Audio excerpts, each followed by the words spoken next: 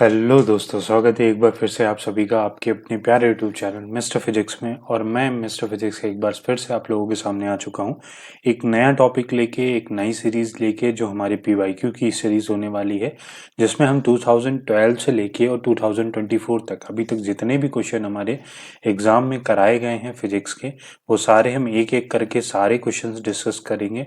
और पूरा डीप में हम जानेंगे कि हर क्वेश्चन का सॉल्यूशन क्या होता है और किस तरीके से आपको अप्रोच रखनी चाहिए एग्जाम में, ताकि आपका पेपर टाइम टू टाइम खत्म हो जाए। सबसे इम्पॉर्टेंट चीज़ होती है टाइम।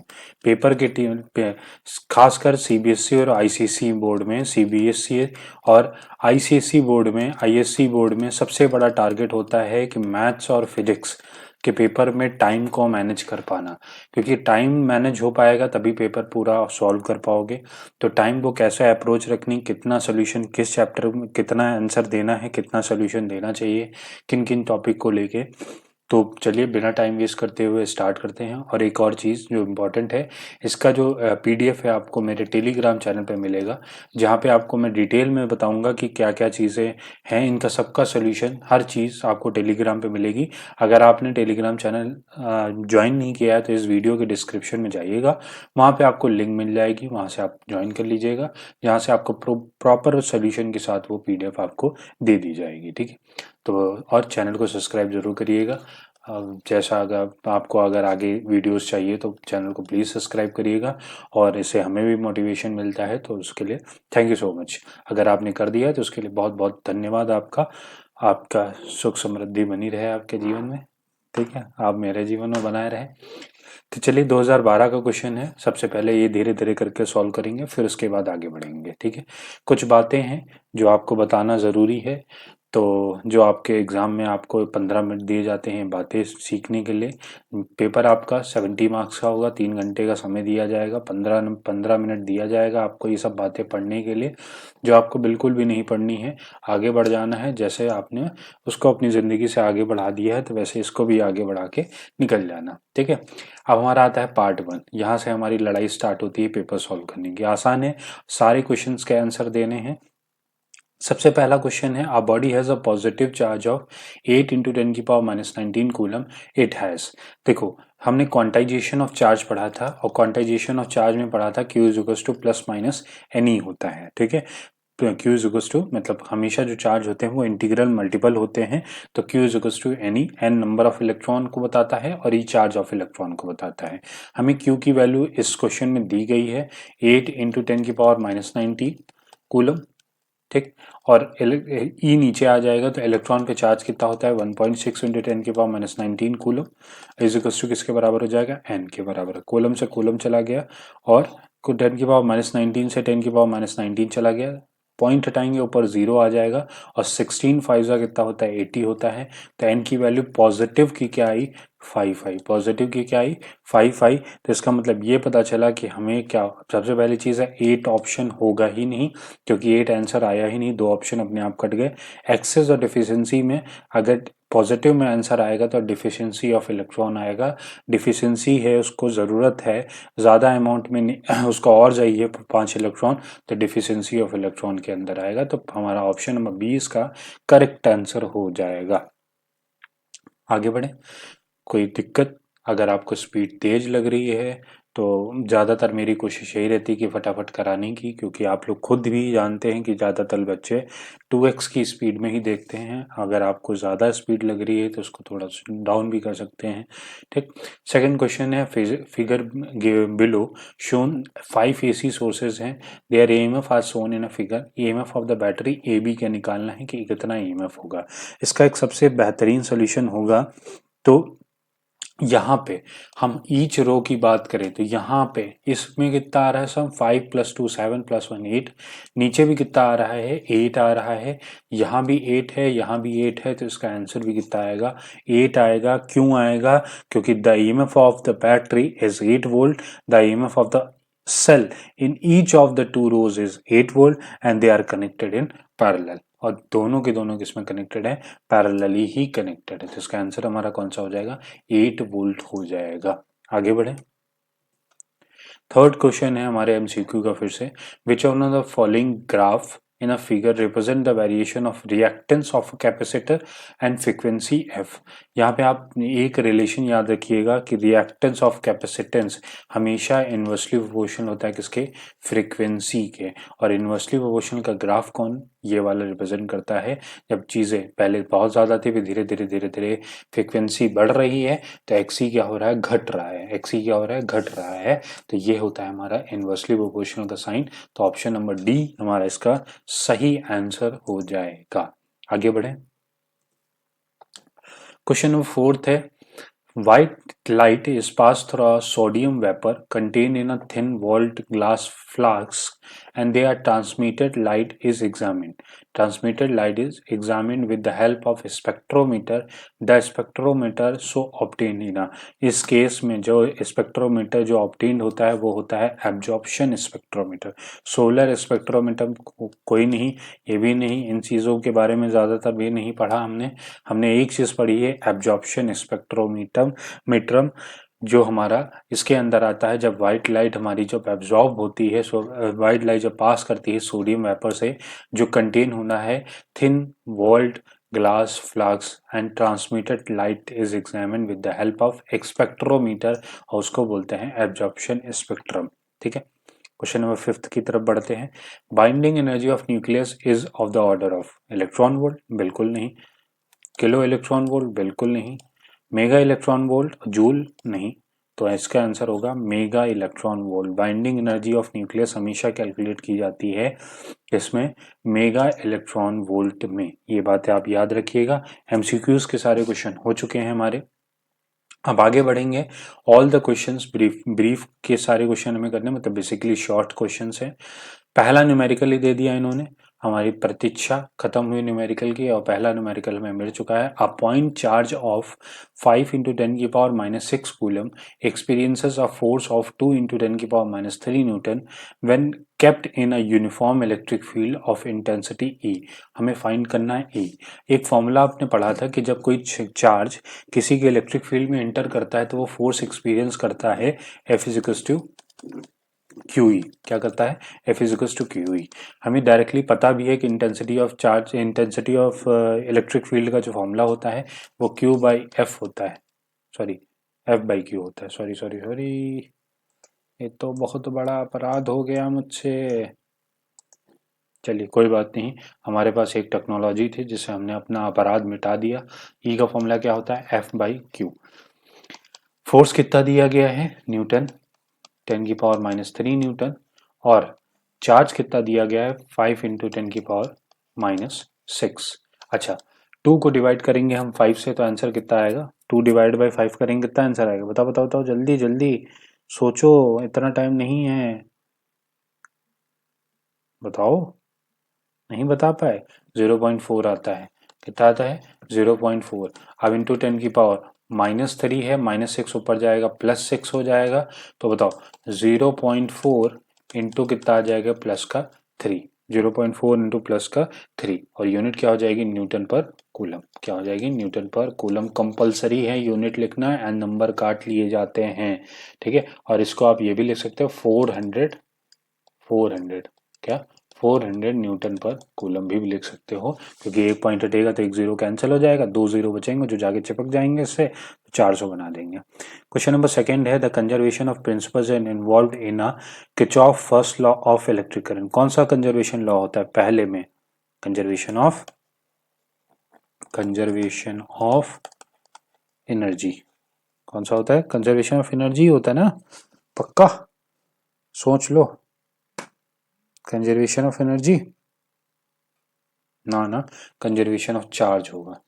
क्या होगा, कंजर्वेशन ऑफ चार्ज। ठीक है, कंजर्वेशन ऑफ चार्ज होगा, और एक कंजर्वेशन ऑफ एनर्जी भी होता है। कंजर्वेशन ऑफ चार्ज हमारा फर्स्ट लॉ के अंदर आएगा, क्योंकि सारा का सारा क्या होता है, सम होता है, सारे चार्जेस का सम होता है जो सर्किट के अंदर आ रहे होते हैं। वही तो हमें बताया गया था, वहां से एक पॉइंट आया था किरचॉफ के फर्स्ट लॉ से, क्या, जहाँ पे सारे पॉइंट जाके मिलते हैं उसको क्या बोलते हैं, ध्यान नहीं आ रहा है मुझे, उसको क्या बोलते हैं,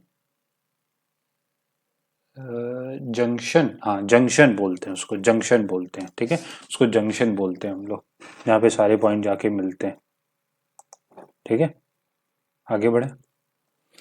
सेकेंड है what write an expression of magnetic field B at a point in an end on position of an axial position of a magnetic dipole. Derivation required नहीं है इसके अंदर, तो आपको डेरिवेशन करने की कोई ज़रूरत भी नहीं है, आप बिना डेरिवेशन के भी लिख सकते हैं। तो बताइए क्या होता है हमारा फॉर्मूला, बताइए फॉर्मूला हमारा क्या होता है मैग्नेटिक डाइपोल मोमेंट का एक्सियल पॉइंट पे B is equal to mu naught upon 4 pi, magnetic field के अंदर कांस्टेंट यही आता है हमारा, और 2m अपॉन आर क्यूब, ये आता है हमारा बी का फॉर्मूला।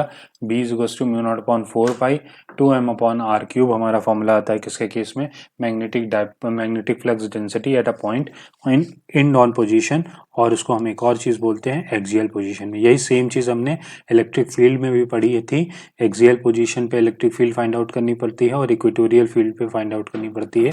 तो इक्वेटोरियल पे कितनी आती है यही बात कर लेते हैं। एक्सियल पॉइंट पे आती है 1/4πε0 2p अपॉन आर क्यूब, और इक्वेटोरियल पे आती है 1/4πε0 p अपॉन आर क्यूब। दो केसेस होते हैं इलेक्ट्रिक फील्ड के अंदर, और पहला आता है और दूसरा आता है, दोनों इलेक्ट्रिक फील्ड का है, पहला हमारा एक्सियल का है और दूसरा इक्वेटोरियल का है। क्वेश्चन नंबर फोर्थ है in a moving coil galvanometer what is meant by the radial magnetic field. Radial magnetic field की एक डेफिनेशन होती है, इसको लिखना चाहो तो लिख सकते हो, in a coil the coil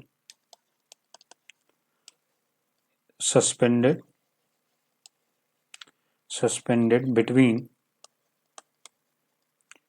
the concave, थोड़ी सी बड़ी डेफिनेशन है, concave pole pieces the magnetic field is thus directed along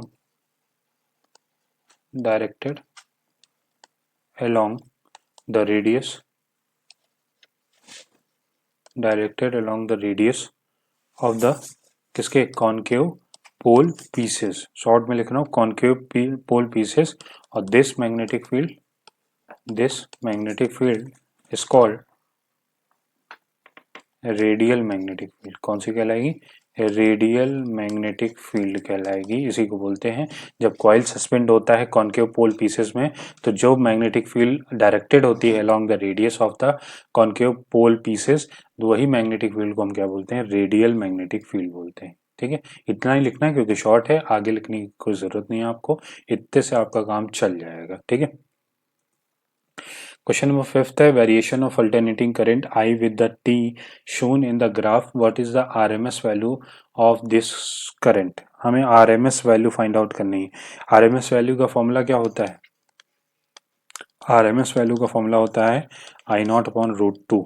तो इसकी I0 की वैल्यू कितनी जाएगी, I0 की वैल्यू माइनस से लेके पॉजिटिव -√5 तक, सॉरी -5/√2 तक जा रही है ना, तो 5/√2 और डिवाइड बाई क्या हो जाएगा √2 से √2 कैंसिल, तो कितना आ गया, आरएमएस वैल्यू 5 एम्पियर आया। कितना आया, 5 एम्पियर इसकी क्या आई, आरएमएस वैल्यू आई। ठीक, आगे बढ़े क्वेश्चन नंबर 6 की तरफ।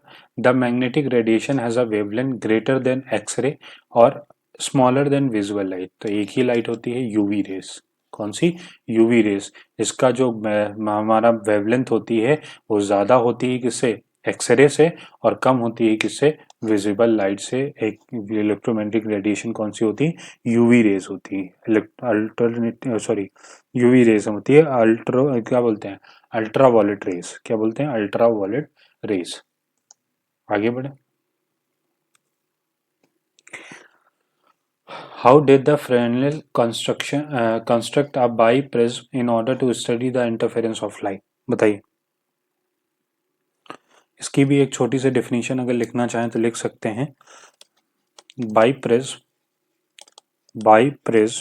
was constructed by the combination of,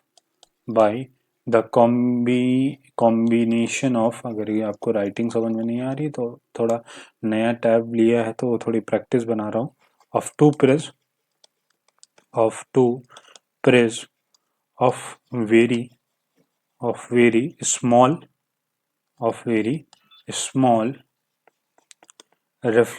refracting, कौन सा होगा, refracting angle, refracting angle placed base to base, यही चीज इंपॉर्टेंट है, कैसे प्लेस होना चाहिए, बेस टू बेस, ठीक है। तो तब हमारा इन प्रैक्टिस, आगे भी लिख सकते हो, in practice the prism is made from the single plate by grinding and polishing so that it is a single prism with one of its angle about 179 degree and other about to 30 degree each, तो वो भी हमारा क्या कहलाता है, by prism कहलाता है, या फिर कॉम्बिनेशन ऑफ टू प्रिज्म जिसका रिफ्लेक्टिव इंडेक्स, रिफ्लेक्टिंग एंगल जो होता है वो बहुत छोटा होता है और बेस टू बेस कनेक्ट किया जाता है, तो उसको भी हम क्या बोलते हैं, Fresnel construction of a biprism in order to study a interference of light, ठीक। State Brewster law of polarisation of light, हमें ब्रेस्टर लॉ बताना है with polarisation of light. Brewster law क्या था बताइए, ब्रेस्टर लॉ, इसका भी statement है, for given medium, for given medium of refractive index of refractive index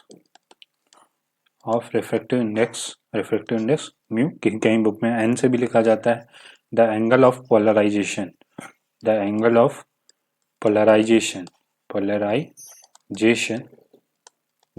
polarization is related to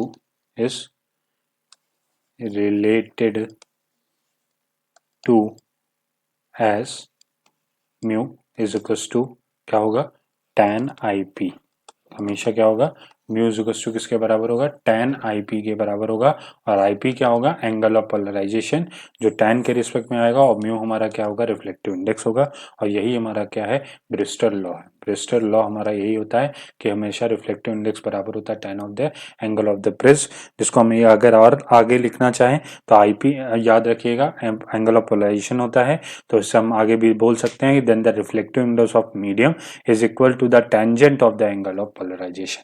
ये भी एक डायरेक्ट हमारा स्टेटमेंट बोल सकते हैं हम in case of Brewster law, ठीक। आगे बढ़े, क्वेश्चन नंबर 9 की तरफ। A thin convex lens L1 of focal length 80 centimetre and thin concave lens L2 of focal length F are placed coaxial 20 centimetre apart as shown in a figure below. ये हमारा प्यारा सा figure दिया गया है, इसी में बताया गया है सब चीजें L1 और L2 के बारे में, जहाँ पे L1 बताया गया है कॉन्वेक्स लेंस है, L2 बताया गया है कॉन्केव लेंस है, और दोनों को 20 सेंटीमीटर अपार्ट रखा गया है। When a narrow and a parallel beam of light is incident on the convex, convex मतलब हमारी जो रेज हैं वो किस पे पड़ रही हैं, कॉन्वेक्स लेंस पे पड़ रही हैं कॉन्वेक्स लेंस मतलब यहाँ पे L1 पे पड़ रही हैं। Beam emerge from the concave lens in also parallel beam, find f, focal length हमें निकालना है, f की वैल्यू फाइंड आउट करनी है। सबसे पहले बात करें u की वैल्यू, तो u की वैल्यू जो होगी, पहले तो हमारा डिस्टेंस कितना है, 80 है, 80 सेंटीमीटर है फोकल लेंथ, तो u की वैल्यू 80 माइनस क्या होगा, टोटल डिस्टेंस, बीच की डिस्टेंस कितनी है 20, तो 80 माइनस 20 करेंगे कितना आएगा, 60 सेंटीमीटर आएगा, कितना आएगा 60 सेंटीमीटर, और ये हमारा किस में होगा, पॉजिटिव में आएगा, ठीक। अब बात करें v की, तो ऑब्वियसली सी बात है पैरेलल बीम ऑफ लाइट है, तो इमेज कहाँ बनेगी, इन्फिनिटी पे बनेगी हमारी, और फोकल लेंथ हमें फाइंड आउट करना है, f की वैल्यू हमें फाइंड आउट करनी है। हमने एक मिरर का formula 1/v minus 1/u is equals to क्या पढ़ा है, 1/f के बराबर है, और f ही हमें फाइंड आउट करना है। v की वैल्यू कितनी है, इन्फिनिटी, u की वैल्यू कितनी है 60 इज इक्वल्स टू क्या आ जाएगा, 1/f आ जाएगा। अब 1/इन्फिनिटी क्या होता है, 0 होता है, तो माइनस का क्या आ जाएगा, 60 आ जाएगा, ये क्या आ जाएगा, माइनस का 60, तो f की वैल्यू कितनी आ जाएगी, माइनस का 60 सेंटीमीटर, इसमें आएगा माइनस का 60 सेंटीमीटर, तो ये हमारा आएगा फोकल लेंथ, इसी हमारा जिसमें L1 कॉन्वेक्स था और L2 कॉन्केव था, हमने वही फॉर्मूला लगाया जो हमारा लेंस वाला फॉर्मूला होता है, सॉरी लेंस वाला फॉर्मूला बता रहा हूँ, मिरर फॉर्मूला जो हमारा निकल के आता है 1/v माइनस 1/u, ये लेंस के अंदर भी यूज होगा, वो इज इक्वल टू 1/f के बराबर होगा। आगे बढ़े, what condition must be satisfied by the two thin lenses kept in a contact so that they form a achromatic doublet that is a combination of free and chromatic aberration.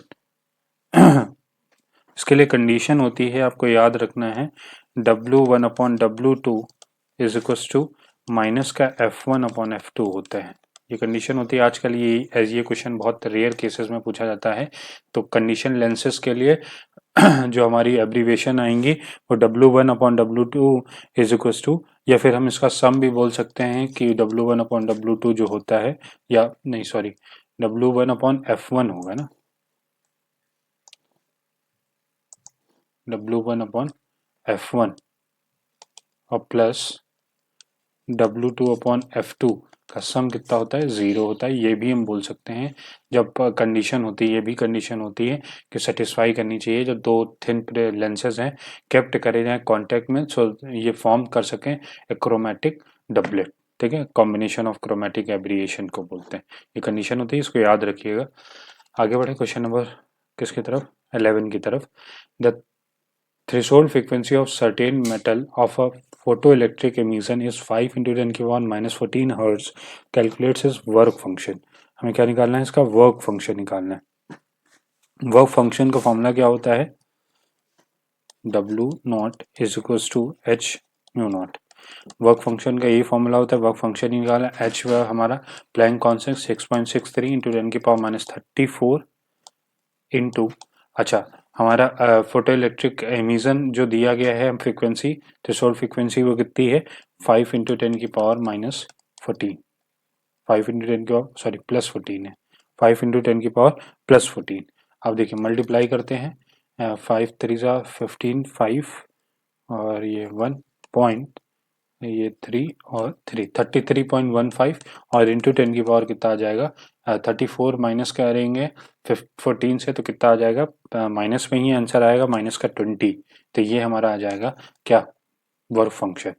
ये हमारा क्या आ जाएगा, work function. अच्छा, अगर आपको electron volt में इसको लिखना है, अगर ये आगे और वो बोल दें कि वर्क फंक्शन किस में, ज़्यादातर वर्क फंक्शन इलेक्ट्रॉन वोल्ट में ही होते हैं, तो 33.15 इंटू 10 की पावर माइनस 20 को डिवाइड करेंगे इलेक्ट्रॉन से 1.6 इंटू 10 की पावर माइनस 19 से, तो ये जो आंसर आएगा इसको सॉल्व करके वो इलेक्ट्रॉन वोल्ट में ही आएगा। ठीक है, इसको सॉल्व करेंगे, लगभग हमारा 0.27 2.07 तक इलेक्ट्रॉन वोल्ट के बराबर आएगा। ठीक है, जहाँ तक मुझे लग रहा है कि ये 2.07 इलेक्ट्रॉन वोल्ट तक ही आएगा। ठीक, आगे बढ़े। इसका स्टेटमेंट मैंने दे रखा है, the conclusion were drawn by the Rutherford based on the Geiger Marsden experiment on the scattering of alpha particle. तो कुछ कंडीशंस हैं कि कौन कौन सी कंडीशन थी Rutherford from the scattering of alpha particle. तो the whole of the positive charge is concentrated in the nucleus of the atom. ये तो बताया ही था कि जो पूरा चार्ज होता है ये न्यूक्लियस इसका पॉजिटिव बीच वाला जो हिस्सा होता है वो कंसंट्रेटेड होता है, और इन पर चार्ज कौन सा होता है, पॉजिटिव चार्ज होता है। This is so because of the most of the alpha particle passing straight through the nucleus. मतलब ऐसे अगर जा रही थी तो सेम वैसे ही की वैसी क्या हो जा रही थी, वापस आ रही थी। बहुत ज़्यादा फोर्स ऑफ रिफ्लेक्शन यहाँ देखने को मिला था, जिस पाथ में जा रही थी उसी पाथ से अगर इसके पास से भी कोई गुजर रही थी तो उसको पूरा का पूरा ऐसे रिफ्लेक्ट करके वापस भेज दे रही थी। Since only a very small fraction of alpha particle is scattering, nucleus must be small. क्योंकि ये जो हो रहा था वो बहुत छोटी जगह पे हो रहा था, इसी वजह से उन्होंने बोला कि जो न्यूक्लियस है वो क्या है, बहुत छोटा है, स्मॉल है। The whole mass of atom is to be concentrated in a small region, और इसी को नाम दिया इन्होंने न्यूक्लियस। जो पूरा का पूरा मास होता है न्यूक्लियस का, sorry mass of the atom जो होता है वो कंसंट्रेटेड होता है बिल्कुल सेंटर में, और सूर्य सारा मास वहीं कंसंट्रेटेड होता है, और इसी को क्या बोलते हैं, हम न्यूक्लियस बोलते हैं। The nucleus is surrounded by the cloud of electron. जब हमारे इलेक्ट्रॉन न्यूक्लियस के चारों तरफ क्या करते रहते हैं, रिवॉल्व। जैसे अगर बनाए तो ये पॉजिटिव चार्ज है, इसके चारों तरफ ऑर्बिट बना के इलेक्ट्रॉन क्या करते रहेंगे, रिवॉल्व करते रहेंगे, और यही ऑर्बिट में इलेक्ट्रॉन क्या करते रहते हैं, रिवॉल्व। और इसी को बोला जाता है nucleus is surrounded by the clouds of electron whose negative charge is equal to the total number of positive charge. मतलब नंबर ऑफ प्रोटॉन और number of electron, number of proton और इलेक्ट्रॉन हमेशा क्या रहते हैं, बराबर रहते हैं। यही हमारा था रदरफोर्ड, जिसमें इन्होंने गोल्ड की फॉइल ली थी। कंडीशन क्या थी, गोल्ड की फॉइल थी, अल्फा पार्टिकल था, अल्फा पार्टिकल की रेस थी, इसको पास कराई थी गोल्ड फॉइल के ऊपर और अल्फा पार्टिकल पे चार्ज कितना होता है, 2 इलेक्ट्रॉन के बराबर, लगभग 3.2 इंटू 10⁻⁹ कूलम के बराबर होता है। ठीक। Question number 13, right a balance nuclear reaction shown in emission of beta particle by the thorium से हमारा निकाला जा रहा है।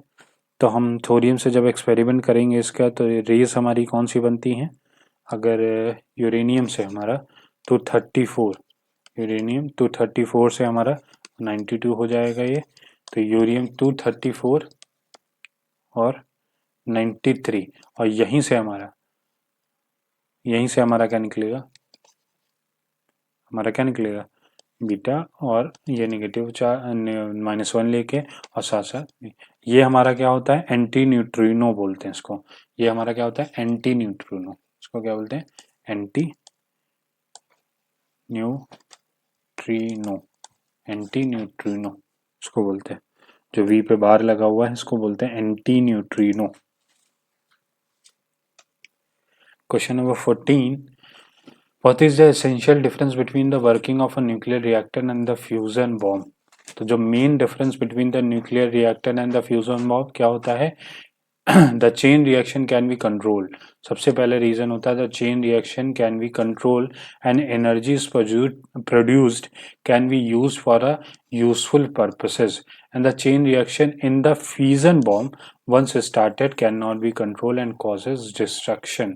मतलब फ्यूजन बॉम्ब के अंदर जो हमारी चेन रिएक्शन होती है उसको हम कंट्रोल नहीं कर सकते, पर अगर हम बात करें न्यूक्लियर रिएक्टर की, फ्यूजन बॉम्ब की, न्यूक्लियर रिएक्टर की, तो इसमें चेन रिएक्शन हम कंट्रोल कर सकते हैं, और जो एनर्जी प्रोड्यूस हो रही है उसको अदर पर्पस में हम क्या कर सकते हैं, यूजफुल कर सकते हैं। क्वेश्चन नंबर 15 है ऑल क्वेश्चन का one important use of Zener diode. तो सबसे आसान जो इम्पोर्टेंस आएगा वो आएगा वोल्टेज रेगुलेटर की तरह यूज किया जाता है इसका, किसका, वोल्टेज रेगुलेट, स्टेबलाइजर भी बोल सकते हैं, स्टेबलाइजर। ठीक है, जेनर हमारा यूज किया जाता है वोल्टेज स्टेबलाइजर के लिए। ठीक है, और वोल्टेज का उठना घटना बढ़ना इन सब को कंट्रोल कौन करता है, जेनर डायोड करता है। ठीक है, आगे बढ़े।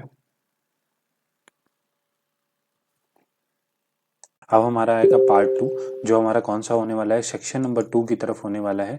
सॉरी, पार्ट 2 है और सेक्शन नंबर 1 ए है, जिसमें से हमें एनी 2 क्वेश्चंस देने हैं। क्वेश्चन नंबर 2 है हमारे पास 3 पॉइंट चार्जेस, Q1 दिया गया है, Q2 दिया गया है और Q3 दिया गया है, और जो कैप्ट हैं corner of a ABC respectively of an equilateral triangle ABC, और ईच साइड कितनी है इक्विलेटरल ट्रायंगल की, 7.5 मीटर है। हमें कैलकुलेट करके बताना है the total electrostatic potential energy.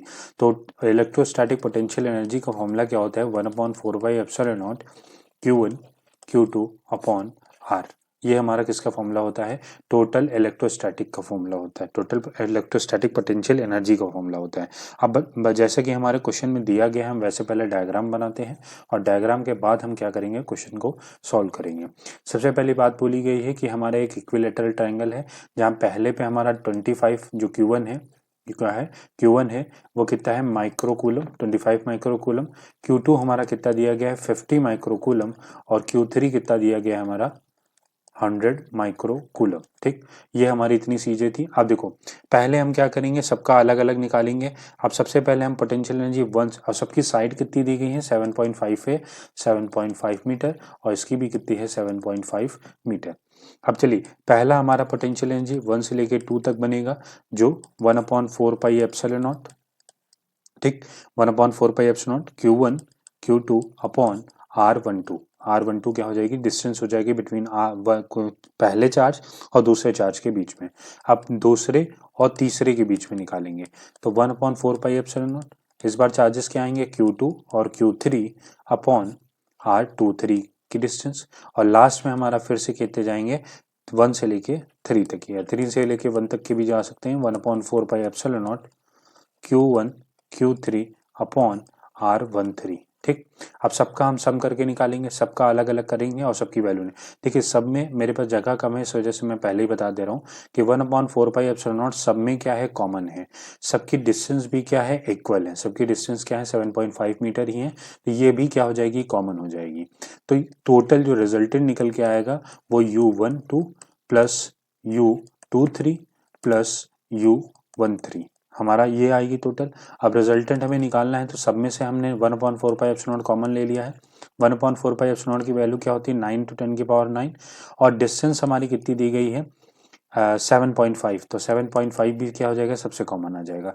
एक चीज और कॉमन आएगी, ये क्या, माइक्रो कूलम। माइक्रो हमारा सबसे कॉमन आएगा। शायद माइक्रो कितना होता है, 10⁻⁻6। तो देखो दो बार सब में आ रहे हैं, यहाँ भी 10⁻⁻6, यहाँ भी, तो सब में 10⁻⁻12 क्या आ जाएगा, कॉमन आ जाएगा। 10⁻⁻12 क्या आ जाएगा, कॉमन आ जाएगा सबसे। ठीक है। अब हमारे पास बचा क्या, सिर्फ हमारे पास बचा 25 × 50 कितना होगा, 1250 प्लस 50 × 100 कितना होगा, 5000 होगा। 15 टू ये होगा 5000 और 25 इंटू 100 कितना होगा, 2500 होगा। तो 15 टू 100 50 तो हमने सबका सम कर दिया। तो 9 इंटू 10⁻⁻12 ये यहाँ पे हो जाएगा और 7.5। ठीक। अब हमारा यहाँ क्या आएगा टोटल करके, 0 और ये 5 और 5 टू 7 और 5 टू 7 और 8 ये आ गया। अब इसको अगर हम डिवाइड करते हैं, 9 डिवाइडेड बाई अगर हम 7.5 करते हैं तो हमारा आंसर कितना निकल के आएगा। 9 डिवाइड बाई अगर हम 7.5 करते हैं, मैं अगर थोड़ा सा कैलकुलेटर का यूज़ करूँ, 9 डिवाइड बाई 7.5 तो आंसर आएगा 1.2। आंसर हमारा कितना आएगा, 1.2। आंसर हमारा आएगा 1.2। अब देखो 10 की पावर 1.2 और ये मल्टीप्लाई होगा, मैं यहीं पे मल्टीप्लिकेशन कर देता हूँ। 1.2 को अगर मैं मल्टीप्लाई करता हूँ, 1.2 को मैं मल्टीप्लाई करता हूँ 8750 से, किसे, 8750 से, तो हमारा आंसर आएगा लगभग 8750 से, और इंटू 10 की पावर यहाँ कितना बचा, -3 बचा। आंसर आएगा हमारा 10500 और 10 की पावर -3 है, तो मतलब लगभग कहने का मतलब ये है कि 1000 नीचे आ गया। ठीक है, 2 0 से 2 0 कैंसिल हो गया, तो बचा क्या हमारे पास 10.5। ठीक। और पोटेंशियल एनर्जी थी, तो हमारा आंसर किस में आ जाएगा, जूल में आ जाएगा। तो 10.5 जूल इसका क्या हो गया, आंसर हो गया। किसी को कोई प्रॉब्लम, 10.5 हमारा इसका क्या हो गया, आंसर हो गया। ठीक। आगे बढ़ते हैं। नेक्स्ट क्वेश्चन क्या है हमारा, obtain an expression for the equivalent capacitance C when 3 capacitor having capacitance C1 C2 और C3। कैपेसिटेंस होता क्या है, किसी भी कंडक्टर की चार्ज को होल्ड करने की जो कैपेसिटी होती है वो क्या कहलाती है, कैपेसिटेंस कहलाती है। ठीक है, to hold the charge. C1 C2 और C3 are connected in a series. 3 marks का क्वेश्चन है और हमें डेरिवेशन करके दिखानी है किसकी, कैपेसिटेंस C1।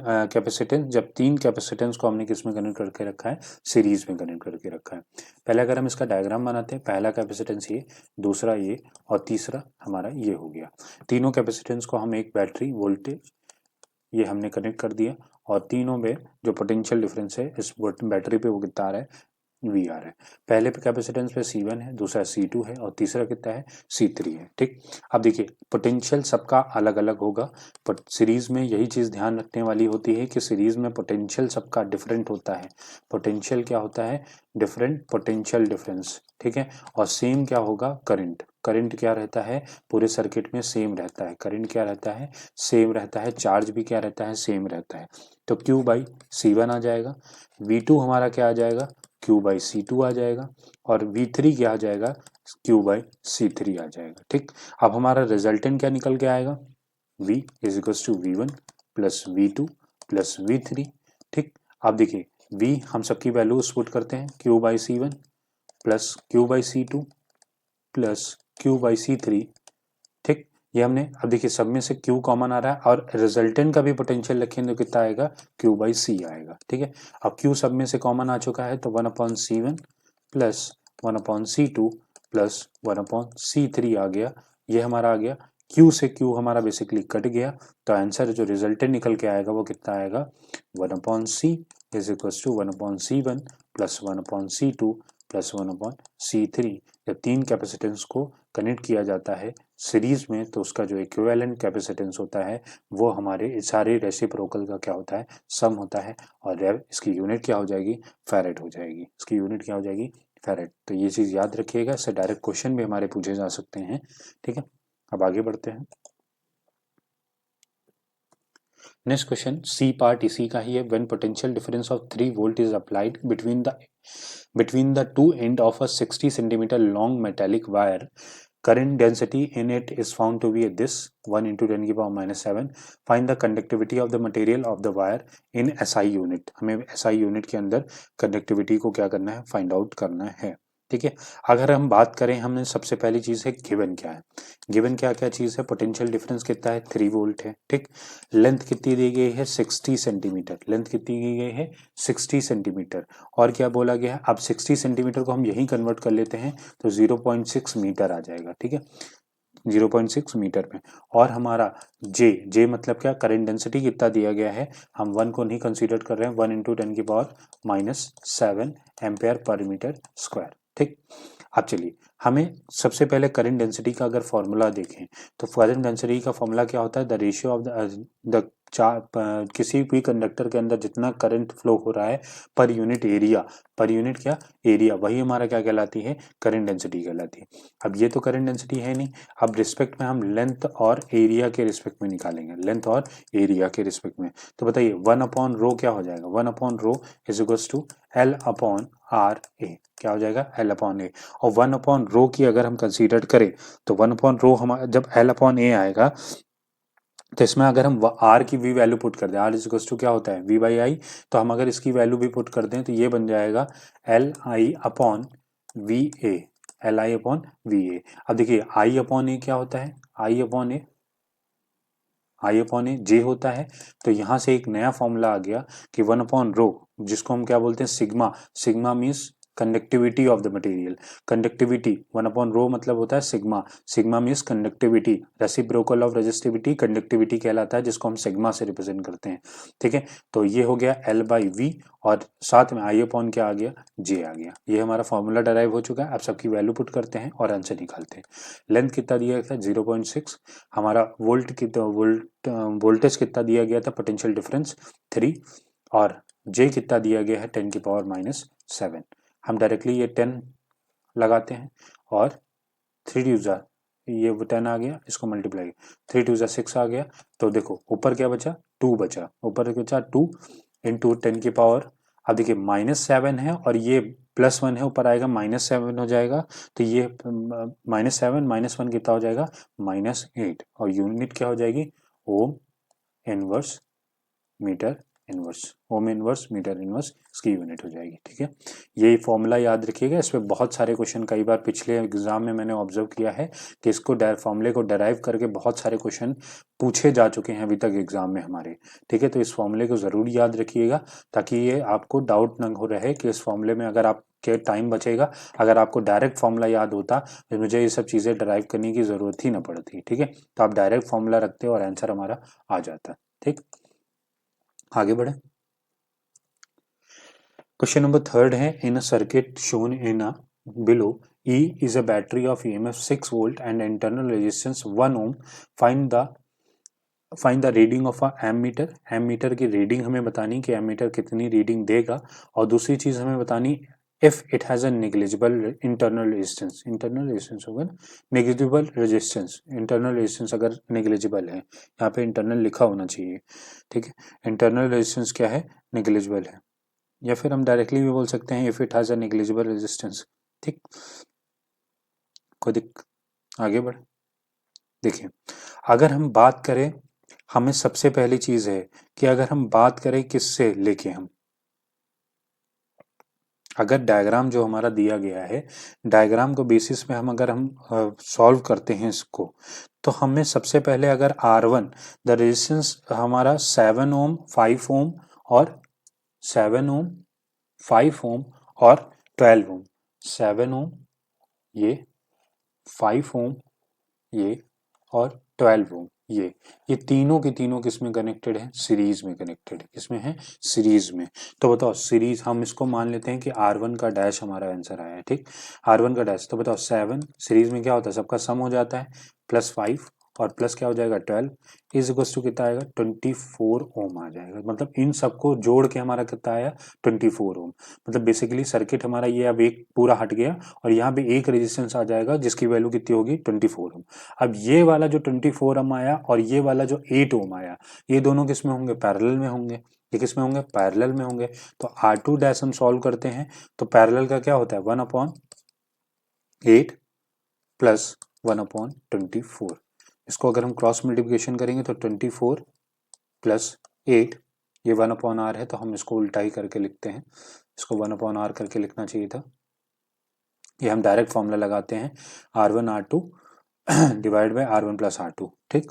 तो 24, जस्ट अ सेकेंड,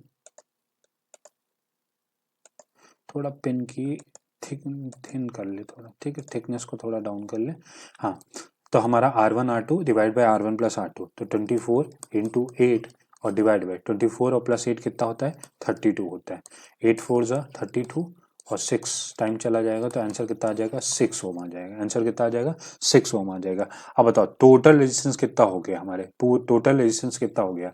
ये 3, यहाँ पे आया 6 और यहाँ पे आया 2, तो टोटल रेजिस्टेंस क्या आएगा? टोटल रेजिस्टेंस हमारा कितना हो जाएगा? टोटल रेजिस्टेंस कितना हो जाएगा? 2 प्लस 6 और प्लस 3 और प्लस इसका भी 1 ओम है तो 1 इसका भी ऐड कर देंगे, तो टोटल कितना आएगा? 12 ओम रेजिस्टेंस आएगा। अब बताओ एम मीटर करंट का होगा, हम सबसे पहले निकालते हैं करंट कि सर्किट के अंदर करंट कितना होगा। तो देखो करंट का फॉर्मूला लगता है V/I, तो 12 V/R 6 2 जा 12 आ जाएगा, तो 1/2 कितना होता है? 0.5 एम्पेयर। इस सर्किट के अंदर करंट कितना जा रहा है? 0.5 एम्पेयर। तो लास्ट क्लास में मैंने किरचॉफ लॉ का आप लोगों को क्वेश्चन कराया था, उसके बाद हम लोग अब आगे बढ़ते हैं कि आगे हमारा कौन सा क्वेश्चन है। तो नेक्स्ट क्वेश्चन है, with the help of neatly draw and a label diagram obtain balance condition for the Wheatstone bridge. हमें बैलेंस कंडीशन बतानी है किसकी? व्हीटस्टोन ब्रिज की एक बैलेंस कंडीशन को प्रूव करना है।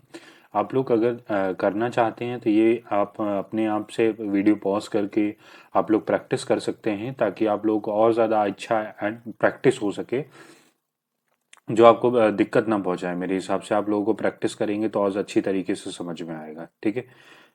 जस्ट अ सेकेंड, मैं आप लोगों को बता रहा हूँ ये क्वेश्चन।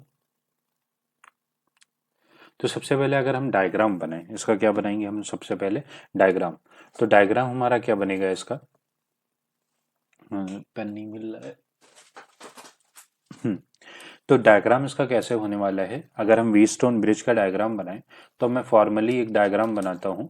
जस्ट अ सेकेंड, थोड़ा सा वेट करिएगा, मैं जरा पेन को सेलेक्ट कर लूँ, अच्छा सा कोई पेन लेते हैं ताकि एक को अच्छा सा डायग्राम बनाते हैं, ठीक है।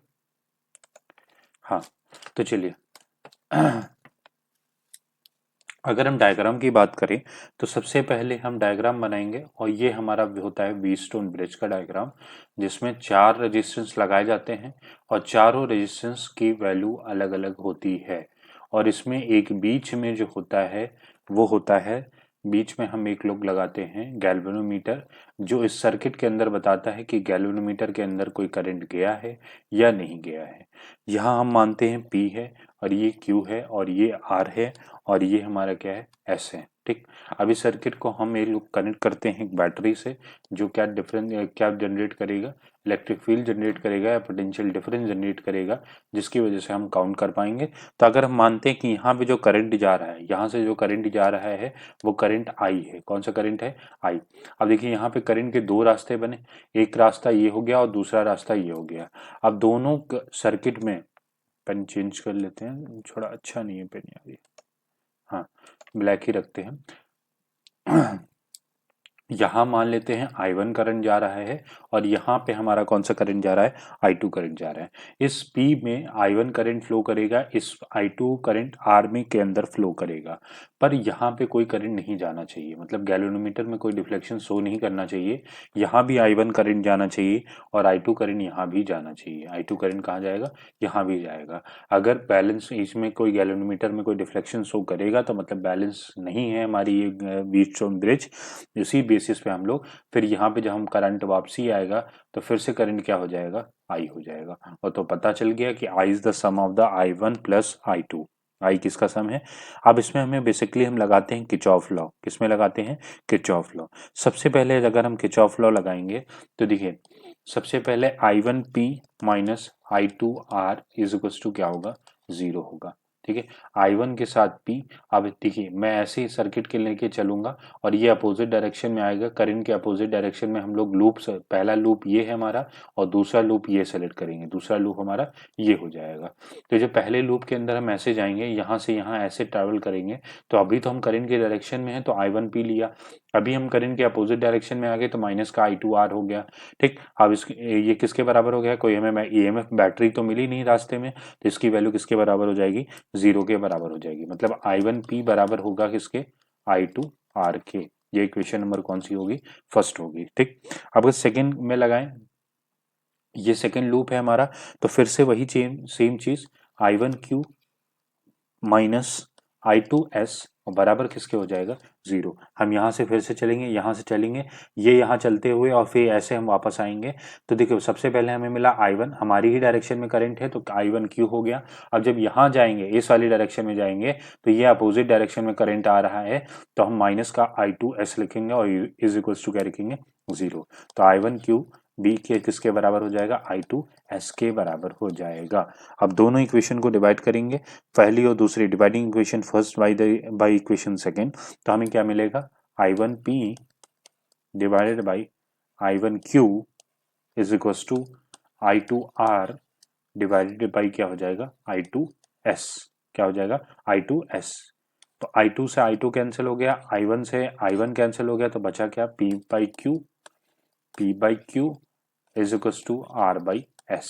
और यही है एक balance condition for the Wheatstone bridge, और यही हमें क्या बैलेंसिंग कंडीशन है व्हीटस्टोन ब्रिज के लिए, और यही हमें क्या करनी थी, प्रूफ करनी थी। यही हमारा इसका क्या हो जाएगा, आंसर हो जाएगा। देखिए आप लोगों को अगर ऐसे क्वेश्चन आते तो आप लोग का फॉर्मेट क्या होगा, पहले आप लोग डायग्राम बनाएंगे।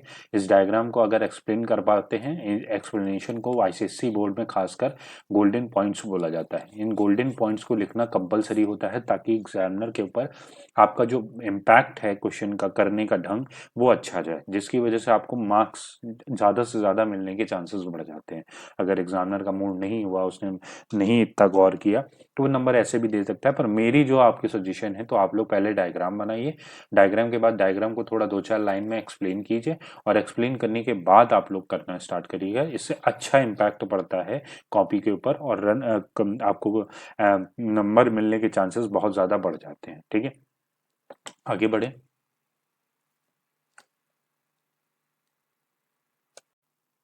चलिए आगे बढ़ते हैं।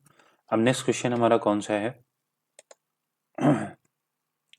नेक्स्ट क्वेश्चन है, find along show off point P near a long conductor XY carrying a current I, Mn is the short current carrying conductor kept at a point P। जो Mn है एक short current carrying conductor है जो kept किया गया है एक point P पे, parallel to the conductor XY के पैरेलली इसको पुट किया गया है। What is the direction of magnetic field density at the point P due to the current flowing through XY। हमें बताना है बेसिकली हमें कि हम जो direction of magnetic flux density at point P due to the current flowing ना XY, मतलब इस करंट कंडक्टर की वजह से इस पॉइंट पे मैग्नेटिक फ्लक्स डेंसिटी की डायरेक्शन क्या होगी, हमें वो चीज एक्सप्लेन करनी है इसके अंदर।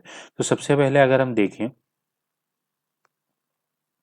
हाँ, तो सबसे पहले अगर हम इसकी बात करें, तो मेन चीज जो हमारी है इसके अंदर देखने वाली, वो जब हम अप्लाई करेंगे, अप्लाइंग द थंब रूल, हम इसका स्टेटमेंट लिख सकते हैं। पहले का स्टेटमेंट क्या लिख सकते हैं, बाई अप्लाई बाई अप्लाइंग, ठीक है, थंब रूल, क्या, thumb rule, by applying thumb rule, we find that we find that the that the magnetic field at P is directed downward, ठीक है। यही स्टेटमेंट है कि जो हम डाउनवर्ड, ठीक है, डाउनवर्ड की तरफ जाएगी, ठीक है। तो magnetic field at point P क्या होगी, डायरेक्टेड डाउनवर्ड होगी, डाउनवर्ड परपेंडिकुलर टू के किससे होगी, एमएन से होगी, इसके डायरेक्टली डाउनवर्ड होगी और परपेंडिकुलर किसके होगी, एमएन के परपेंडिकुलर होगी, ठीक है। और ये हमने किससे किया, थंब रूल से किया, ठीक है।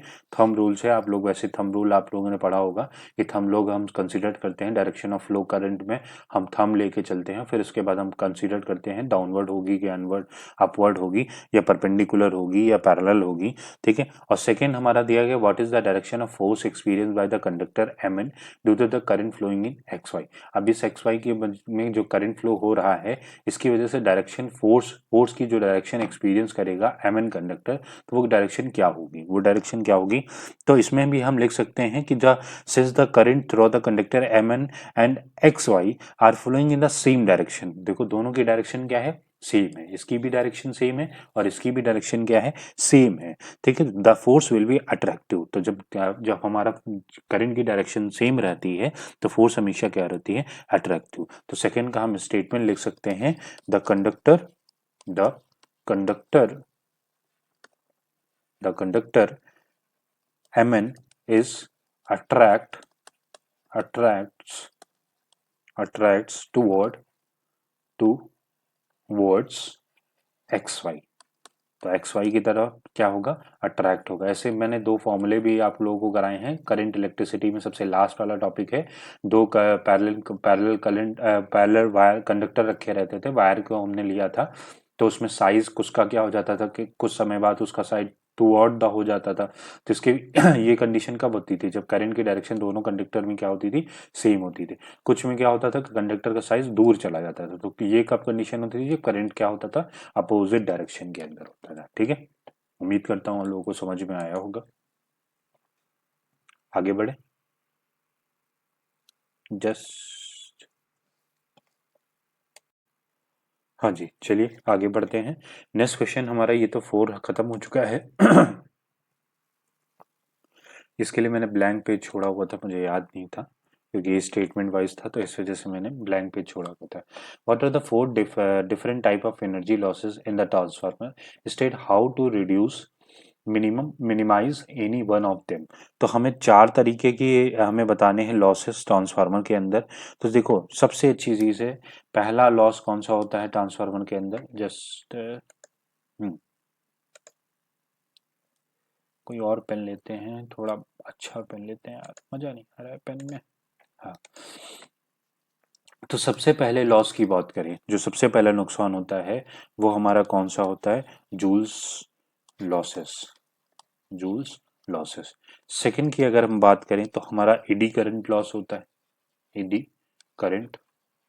मैं सबको एक्सप्लेन नहीं कर रहा हूँ क्योंकि अगर एक्सप्लेन करने बैठूंगा, अगर कहीं पूछा जाएगा तो मैं तुम्हें बता दूंगा, क्योंकि जब एक्सप्लेन करने भी बैठूंगा तो वीडियो लेक्चर ये बहुत लंबा चला जाएगा और इतना आप लोग देख नहीं पाएंगे, ठीक है। लॉस ड्यू टू हिस्टेरिसिस भी बोल सकते हैं, loss due to hysteresis, hysteresis, हाँ, हिस्टेरिसिस, ठीक है। और फोर्थ हमारा कौन सा है, अगर स्पेलिंग आप लोगों को गलत लग रही हो तो इसको सही कर लेना, मैं श्योर नहीं हूँ, जहां तक मुझे लग रहा है मैंने सही लिखा हुआ है। और loss due to leakage of field, due to leakage भी लिख सकते हैं, ठीक है। लॉस ड्यू टू लीकेज भी हमारा क्या हो जाता है, चौथा तरीके का लॉस। पहला जूल्स लॉस होता है, दूसरा एडी करंट लॉस होता है, लॉस ड्यू टू हिस्टेरिसिस, और चौथा है लॉस ड्यू टू लीकेज। ये 4 तरीके के हमारे लॉसेस थे, वो हमने बताए, जो हमारा बेसिकली इसके अंदर पूछा गया था। अब लीकेज ऑफ हम पूरा भी स्टेटमेंट लिख सकते हैं, तो ये सही रहेगा, लीकेज ऑफ फ्लक्स लिखो, यहाँ पे क्या होगा, लीकेज ऑफ फ्लक्स। अब लास्ट में state how to reduce minimise any one of them, तो हम कैसे कम कर सकते हैं। तो ईडी करंट की अगर हम टारगेट करें, किसको, ईडी करंट को, ईडी करंट को अगर हम टारगेट करें हाँ, तो एडी करंट में एक और स्टेटमेंट हम लोग यहाँ लिख सकते हैं। तो the AD current losses in the transformer, eddy current losses in a transformer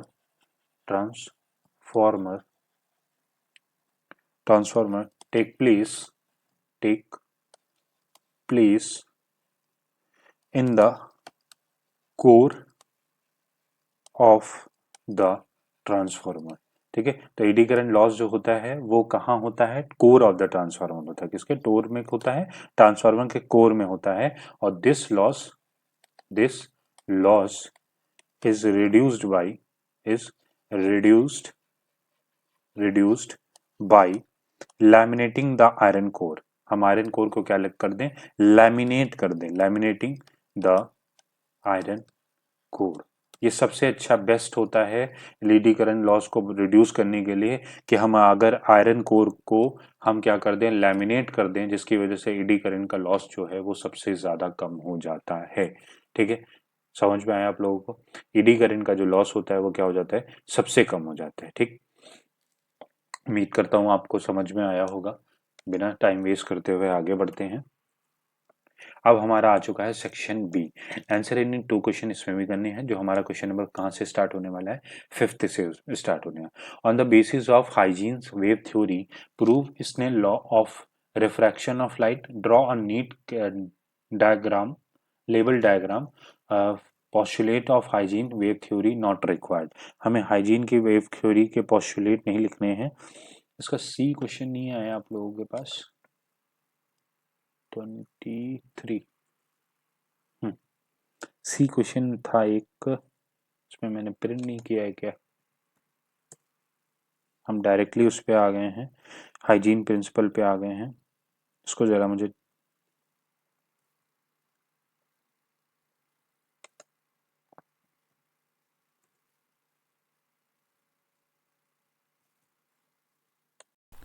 यहाँ तक हम लोग एडी करंट का कर लिया है। एडी करंट के बारे में हमें पढ़ना था। 4 type of energy losses in the transformer बताना था। State how to reduce minimise any one of them. तो हमने 3 तरीके के Joule loss, eddy current loss due to hysteresis और loss due to leakage of flux, और एडी करंट लॉसेस के बारे में भी थोड़ा बहुत हमने डिस्कस किया था। अब चलिए आगे बढ़ते हैं।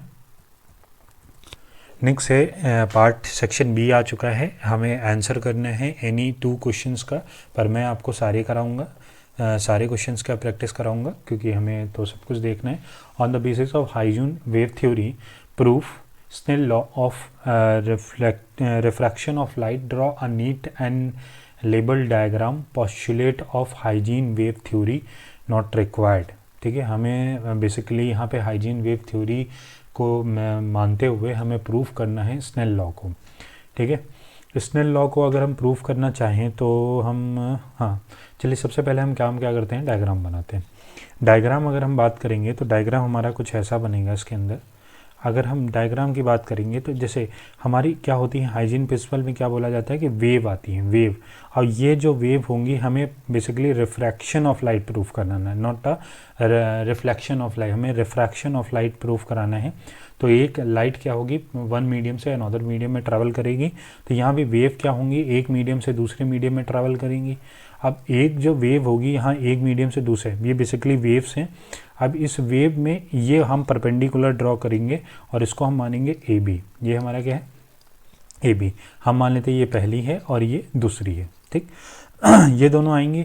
अब यहाँ से अगर हम नॉर्मल यहाँ से ड्रॉ करते हैं, नॉर्मल ड्रॉ करते हैं, थोड़ा डायग्राम इधर उधर बन सकता है तो उसके लिए आई एम सो सॉरी। इसको हम θ1 मानते हैं और नीचे वाला जो एंगल है इसको हम मानते हैं θ2। इसको हम मानते हैं θ2। थोड़ा पेन की थिकनेस को डाउन कर लेता हूँ, थोड़ा और अच्छे से आएगा, θ2। ठीक, अब देखिए जब हम इसको आर्क लगाते हैं, यहाँ पे हम बेसिकली आर्क लगाते हैं, ये मैं अब एग्जैक्ट में समझा नहीं पा रहा हूँ। तो यहाँ पे भी एक परपेंडिकुलर क्या होती है, ड्रॉ होती है, एक परपेंडिकुलर ड्रॉ होती है। ये भी हमारा क्या होता है, θ2 होता है, ये भी हमारा क्या होता है, θ2 होता है। ठीक, अब थीटा 2 और ये है तो हमारा ये क्या होगा, थीटा 1 होगा, ये हमारा क्या होगा, थीटा 1 होगा।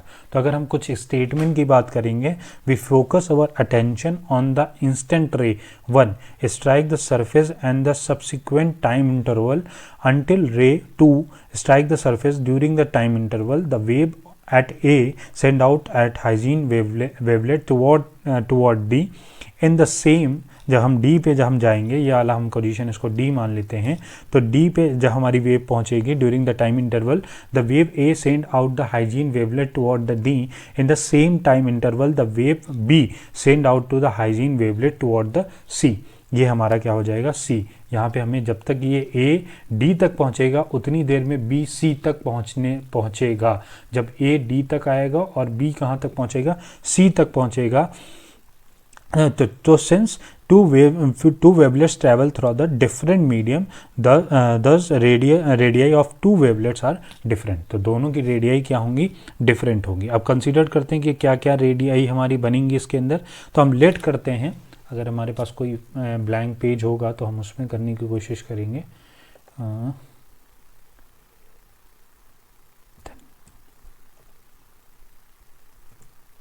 Just a second, if you don't mind, मैं चेक कर लेता हूँ कि मैंने कोई ब्लैंक पेज छोड़ा हुआ है इसमें।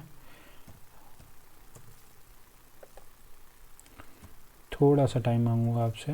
हाँ, ये हमारे पास है। अब डायग्राम मैंने बना लिया था। हम लेट करते हैं रेडियस ऑफ वेवलेट फ्रॉम ए।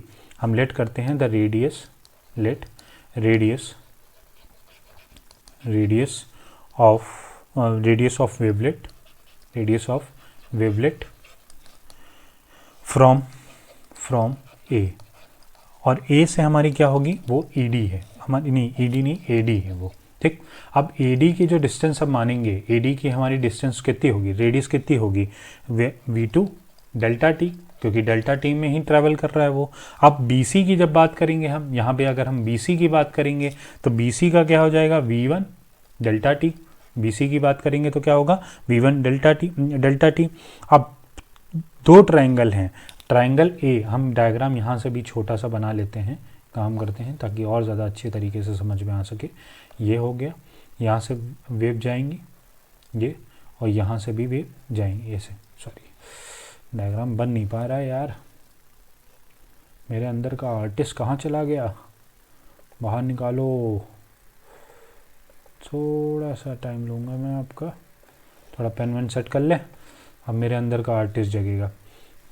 अब यहाँ से ये सरफेस है, इस सरफेस पे पहली ये आई और ये यहाँ निकल जाएगी, दूसरी ये आएगी, ये यहाँ निकल जाएगी, ये एंगल हमारा बनेगा और यहाँ नीचे वाला एंगल ये बनेगा, ये θ1 होगा, ठीक। ये हमारा क्या होगा, θ1 बनेगा। और नीचे वाले की बात करेंगे तो ये हमारा नीचे वाला एंगल क्या होगा, θ2, ये θ1। अब ये एक आर्क यहाँ लगेगी, एक आर्क यहाँ, मतलब वो एकदम D पॉइंट पे लगती है, ठीक है। एक आर्क यहाँ जो D है हमारे पास, ये A हो गया, ये B हो गया, और ये C हो गया, और ये D हो गया। एक आर्क हमारी इस पे लगती है, एक आर्क हमारी इस पे लगेगी। ये θ1 है। यहाँ से अगर नॉर्मल भी ड्रॉ करेंगे, नॉर्मल, तो यहाँ पे θ1 और नीचे θ2 बनेगा, ठीक। अब देखो, अब यहाँ से हमारी AD की जो लेंथ है वो हमने मानी V2 डेल्टा R, क्योंकि वेलोसिटी इनटू टाइम ही हमारे क्या होता है, रेडियस होती है, डिस्टेंस होती है। BC की बात मानेंगे तो वो क्या होगी, V1 डेल्टा T होगी, V1 डेल्टा T होगी, ठीक। अब बताओ, ट्रायंगल अगर हम फ्रॉम ABC, ये ABC ट्रायंगल और ADC ट्रायंगल, ये दोनों क्या होंगे, सिमिलर होंगे, तो इनके साइड का रेशियो भी क्या होगा, बराबर सिमिलर होगा। तो BC, अगर हम साइन θ1 की बात करें, साइन θ1 यहाँ पे अगर हम साइन, सिमिलर नहीं, साइन θ1 रखते हैं अगर हम, तो साइन θ1 में हमारा क्या आ जाएगा, perpendicular upon hypotenuse, BC by AC आ जाएगा। अब BC बाई AC की जगह पे V1 delta T divide by हमारा क्या आ जाएगा, AC, क्योंकि AC की वैल्यू पता नहीं तो AC। अब बात करेंगे साइन θ2 की, साइन θ2 कितना होगा, AD by perpendicular upon hypotenuse AC। अब ये इसमें क्या आएगा, V2 डेल्टा T आएगा, अब डिवाइड बाई क्या आ जाएगा, AC आ जाएगा, ठीक।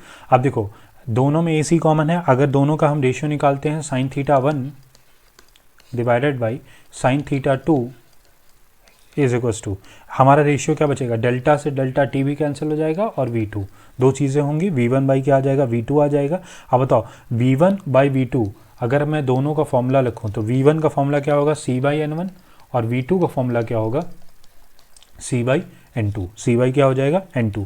जब हम यहाँ पे फॉर्मूला पुट करेंगे तो sin theta one divide by sin theta two C/N1 और ये क्या हो जाएगा C/N2। C से C कैंसिल हो जाएगा तो रेशियो क्या आ जाएगा N2/N1। तो यही हमारा क्या होता है, स्नेल लॉ यही तो होता है, sin theta one by sin theta two divide by N2/N1। अगर इसको हम कंबाइन करके, अगर यही हमारा क्या होता है स्नेल लॉ होगा और यही हमें क्या करना था, प्रूफ करना था। ठीक,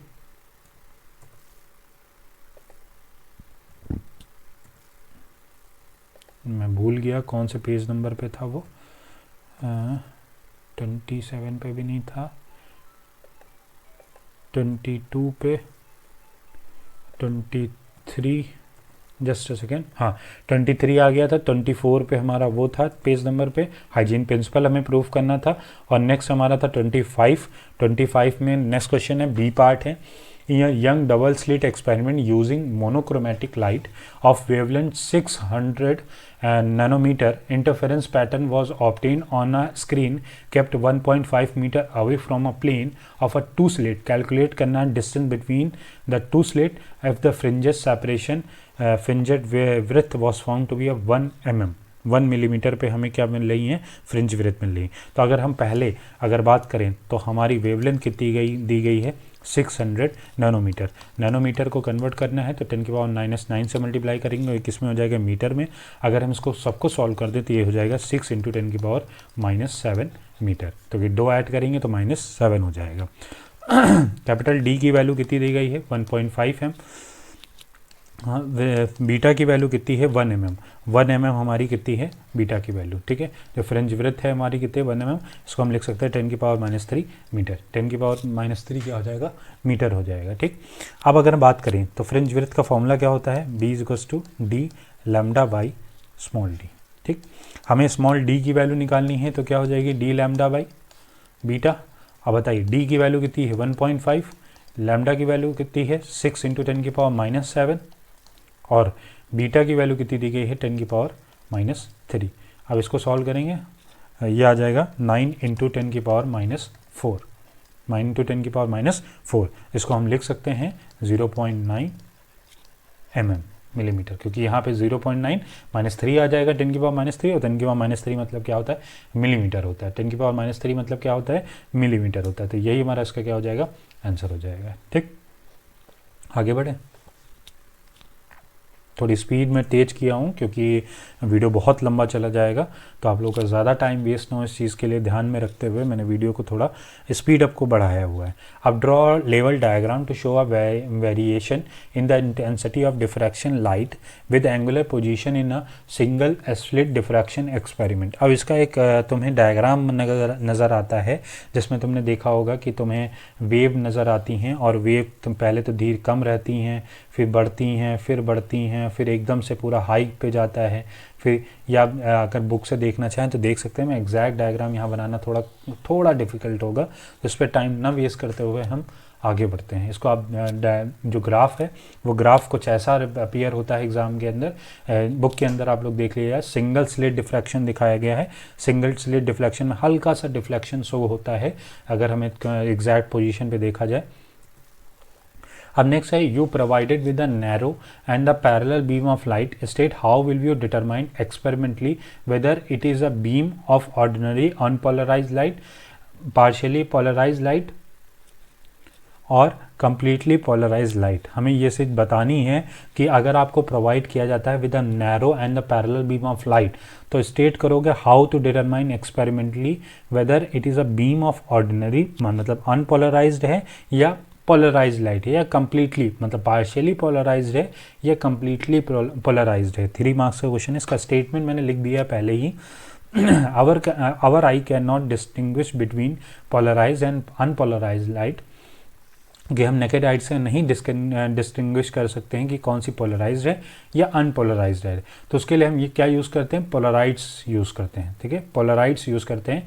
can however we use to examine whether the given light is polarised और unpolarised.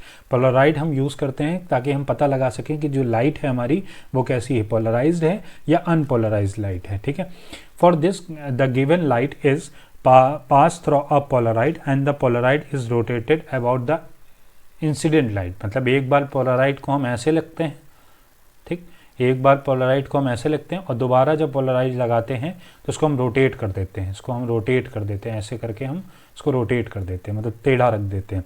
If on rotating the polaroid through one complete rotation there is no change in intensity.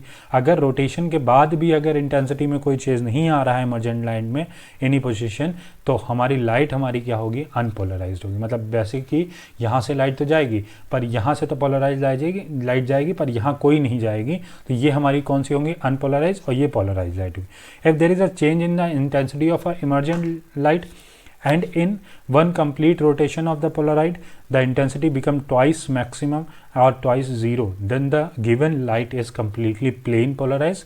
और थर्ड है if the intensity of light change but never become zero, अगर zero हो जाती है तो वो plane polarised होगी, अगर अगर भी ज़ीरो नहीं होती है तो वो हमारी कौन सी होगी, पार्शियली पोलराइज्ड लाइट होगी। ठीक है, ये याद रखिएगा, अगर लाइट में इंटेंसिटी में कोई चेंज नहीं आता है, no change in the intensity, तो वो हमारी होगी अनपोलराइज। अगर one complete rotation by intensity become twice maximum और twice zero, then the light plane polarised होगी, और कभी अगर ज़ीरो ना हो तो वो हमारी कौन सी होगी, पार्शियली पोलराइज्ड होगी। इस बात का ध्यान रखिएगा। ये लाइन पे इसी वजह से मैंने मार्कअप कर लिया है और इसका स्टेटमेंट मैंने आपको लिख के दे दिया है। PDF इसकी मैं प्रोवाइड कर दूंगा टेलीग्राम चैनल पे, आप वहाँ जाके देख सकते हैं। From any prism so that reflective index of a material is given bye, मतलब हमें यहाँ पे रिफ्लेक्टिव इंडेक्स को प्रूव करना है कि रिफ्लेक्टिव इंडेक्स ऐसा होता है। तो formula for the reflective index of prism, इसके लिए कुछ कंडीशन हम कंसीडर करते हैं। बेसिकली इसमें स्टेटमेंट मैंने नहीं लिखा है, हमें प्रूव करना है sine A plus lambda m divided by 2 और divided by A sine A by 2, sine A by 2, ये प्रूफ करके दिखाना है। तो इसे मैं इरेज करे दे रहा हूँ ताकि थोड़ा स्पेस की खपत है मेरे पास। तो आप लोगों को डायग्राम पता ही होगा आपको प्रिज्म का, क्योंकि प्रिज्म का डायग्राम बहुत अच्छा, मतलब वो भी मैं करके दिखाई दे रहा हूँ प्रिज्म का डायग्राम कैसे बनता है हमारा। कुछ ऐसा छोटा सा डायग्राम बना के दिखाता हूँ। यहाँ से लाइट जाती है, लाइट अपेयर होती है, फिर उसके बाद हमारी लाइट इसमें जाती है, फिर निकलती है। यहाँ पे हम एक लाइन नॉर्मल क्रिएट करते हैं एक यहाँ, और यहाँ पे हमारा जब नॉर्मल क्रिएट करते हैं ये एंगल क्रिएट होता है। अब जब इसके बीच में बनते हैं तो हमारा, और यहाँ का जो लाइन होती है ये जो मिलते हैं इसको बोलते हैं मिनिमम डेविएशन, ये हमारा डेविएशन बोलते हैं, डेविएशन एंगल जो हमारा यहाँ पे लैम्डा m से क्रिएट किया हुआ है वो डेविएशन एंगल है। तो हम इसके लिए कुछ कंडीशन मानते हैं कि if the prism is in the position of minimum deviation, position of minimum deviation, मतलब कम से कम डेविएशन होगा, मिनिमम डेविएशन के केस की बात करेंगे। ठीक है, तो हमें क्या करना पड़ेगा, हम I डैश को कंसीडर करेंगे I, R डैश को कंसीडर करेंगे R, और लैम्डा को कंसीडर करेंगे लैम्डा m से, मतलब डेविएशन को मिनिमम डेविएशन, रिफ्रैक्टिव एंगल को R डैश से, इंसिडेंट एंगल को I डैश से रिप्रेजेंट करेंगे। तो बताओ, अगर हम अगर हम देखना चाहें तो I प्लस R प्लस वहाँ पे हम जब एंगल रखेंगे तो 2R किसके बराबर हो जाएगा, A के बराबर होगा। ठीक, और यहाँ से अगर हम R निकालना चाहें तो क्या हो जाएगा, A बाई 2 हो जाएगा। ठीक, अगर हम मिनिमम डेविएशन का फॉर्मूला रखते हैं तो 2I माइनस A, अगर हम यहाँ से I निकालें तो I का आएगा A प्लस लैम्डा m, और इसका होल डिवाइडेड बाई क्या हो जाएगा, 2 हो जाएगा। ठीक, अब देखो n का फॉर्मूला क्या होता है, sine I by sine R, n का फॉर्मूला क्या होता है, sine I by sine R। इसके हम जगह पे रखते हैं, साइन I और साइन R की जगह पे रखते हैं अगर हम, तो बताओ साइन रखेंगे तो I क्या आएगा, A प्लस लैम्डा m और उसका होल डिवाइड बाई क्या हो जाएगा 2, और साइन r रखेंगे तो क्या आ जाएगा a/2, और यही तो हमें प्रूफ करना था, तो ये हो गया हेंस प्रूफ, ठीक है, और हम हो गए प्रो, ठीक है। तो यहाँ से हमारा क्या हो गया, प्रूफ हो गया कि n is to sine a plus lambda m divided by 2 divide by sine a/2, sine क्या हो गया a/2 हो गया, ठीक, साइन क्या हो गया a/2 हो गया,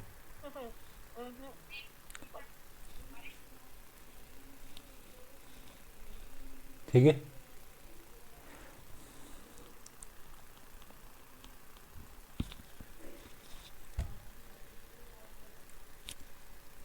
आगे बढ़े।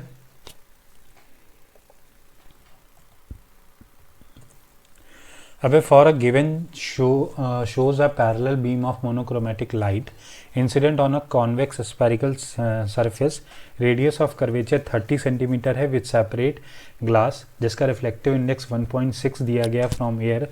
Find the position of image formed due to the refraction of light at the spherical surface.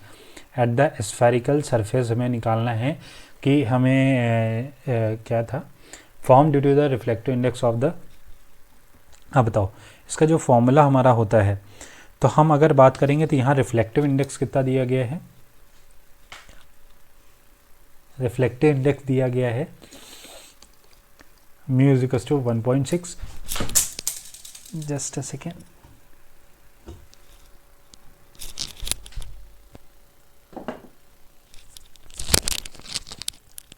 एक सेकेंड वेट करिएगा।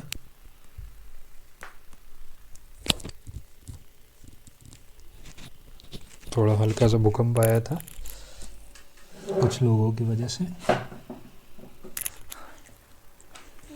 ठीक है। तो रिफ्लेक्टिव इंडेक्स की वैल्यू कितनी दी गई है 1.6, रिफ्लेक्टिव इंडेक्स कितना है 1.6 है। रेडियस ऑफ कर्वेचर, रेडियस कितना बताया, रेडियस ऑफ कर्वेचर कितना दिया गया है 30 सेंटीमीटर, और वो किस में है प्लस में, ठीक। अब हमें निकालना है यू की value, position of image form by the this spherical surface, और u हमें फॉर्म किया गया है इन्फिनाइट डिस्टेंस पे, और हमें v की वैल्यू निकालनी है, ठीक।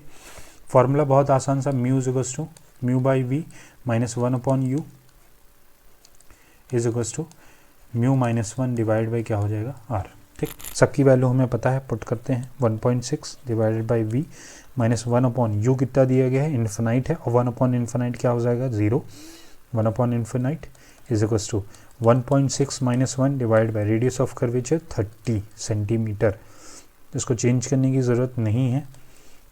अब बताओ ये तो हमारा पूरा 0 हो जाएगा, 1.6 divide by v is equals to 0.6 बचेगा, 1.6 माइनस 1 0.6 और इंटू क्या आ जाएगा 30 आ जाएगा, ठीक। अगर ये पॉइंट हटाता तो नीचे 10 से मल्टीप्लाई होगा, और 6 5 30, 6 5 30 हो गया। और अगर हमें v निकालना है तो क्रॉस मल्टीप्लिकेशन करना पड़ेगा, v को इधर भेजना पड़ेगा और 50 को इधर मल्टीप्लाई करना पड़ेगा, 1.6 इंटू 5 और इंटू क्या हो जाएगा 10। यहाँ पॉइंट हटाएंगे, नीचे 10 से डिवाइड होगा, 0 से 0 कैंसिल, और ये कहता आ जाएगा 16 इंटू 5 80। तो v की वैल्यू कितनी आ गई 80 सेंटीमीटर में। हमें v हमारा जो रेडियस ऑफ कर्वेचर था वो 30 सेंटीमीटर था, तो हमारा जो आंसर आएगा वो 80 सेंटीमीटर आएगा, ठीक है। ये भी कोई इतना हाई फाई क्वेश्चन नहीं था। अब नेक्स्ट है what do you mean by spherical aberration. Spherical aberration के बारे में बताना है, मेंट बाय, हमने लिखा हुआ है इसका स्टेटमेंट। स्फेरिकल एब्रिएशन की बात करेंगे तो when a parallel beam of light is incident on a lens it is observe that, जब कोई parallel beam of light incident होती है लेंस के पर तो हमें ये ऑब्जर्व किया जाता है दैट रेज सफरिंग रिफ्रैक्शन, क्या होता है refraction from the peripheral portion of the lens come to the focus at the point near the lens, and the rays suffering from the refraction from the near the axis of the lens come to the focus at the point away from the lens. Due to this the image is not sharp and is spread along the axis. ना ही वो sharp होती है, वो हमेशा spread करती है along the axis. This defect in the image is called the spherical aberration, और इस जो डिफेक्ट है इसको क्या बोलते हैं, जो इमेज शार्प ना बन के स्प्रेड हो जाती है अलोंग द एक्सिस, उसको बोलते हैं स्फेरिकल एब्रिएशन। दिस एब्रिएशन रिड्यूस बाय, हम क्या क्या कर सकते हैं, यूजिंग क्रॉस्ड लेंस या यूजिंग अपर्चर और अ स्टॉपर, या अपर्चर लगा सकते हैं या स्टॉपर लगा के इस एब्रिएशन को, ये डिफेक्ट को हम क्या कर सकते हैं, ख़त्म कर सकते हैं। ठीक है, तो स्फेरिकल एब्रिएशन, जब इमेज हमारी जो फॉर्म हो वो शार्प ना हो और स्प्रेड कर जाए अलोंग द एक्सिस, उस डिफेक्ट को हम क्या बोलते हैं, स्फेरिकल एब्रिएशन बोलते हैं, और इसको रिड्यूस कर सकते हैं यूजिंग क्रॉस लेंसेज, और सेकेंड हमारा क्या है, अपर्चर लगा के या स्टॉपर। सेकेंड है हमारा क्रोमेटिक एब्रिएशन बताना है। तो a lens as we know in the combination of prism placed on one above the other, the central region behaving as a plain glass plate, and the prism produces both deviation and dispersion. The deviation suffered by a red color in the incident white light is less as compared to the violet light. ठीक है, violet light. Thus, instead of getting a point image of a point object, we get a colored image. Thus, the image is distorted. This failure of lens to bring the ray of a different color to focus at the same point is called the chromatic aberration. तो जो failure आता है lens to bring a ray of a different color focus करने में at the same point, तो उसको क्या बोलते हैं, chromatic aberration बोलते हैं। ठीक है, वो हमारा क्या होता है, chromatic aberration होता है।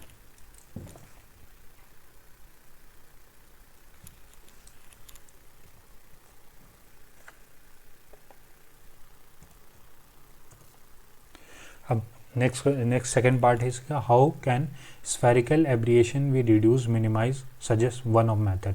तो spherical aberration can be minimise by bending lenses into the best form. हम अगर जो मिनिमाइज करने के लिए हम बेंडिंग कर देते हैं लेंसेज की into the best form, the use of symmetrical double greatly reduce spherical aberration. ये second method, the use of symmetry double greatly reduce spherical aberration. ये भी हमारा एक मेथड होता है रिड्यूस करने का या मिनिमाइज करने का स्फेरिकल एब्रिएशन को। ठीक, नेक्स्ट क्वेश्चन है,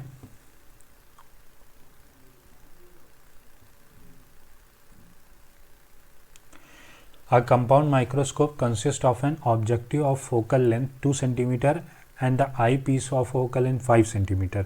मतलब ऑब्जेक्टिव का है UO पे है माइनस का 2.4 सेंटीमीटर।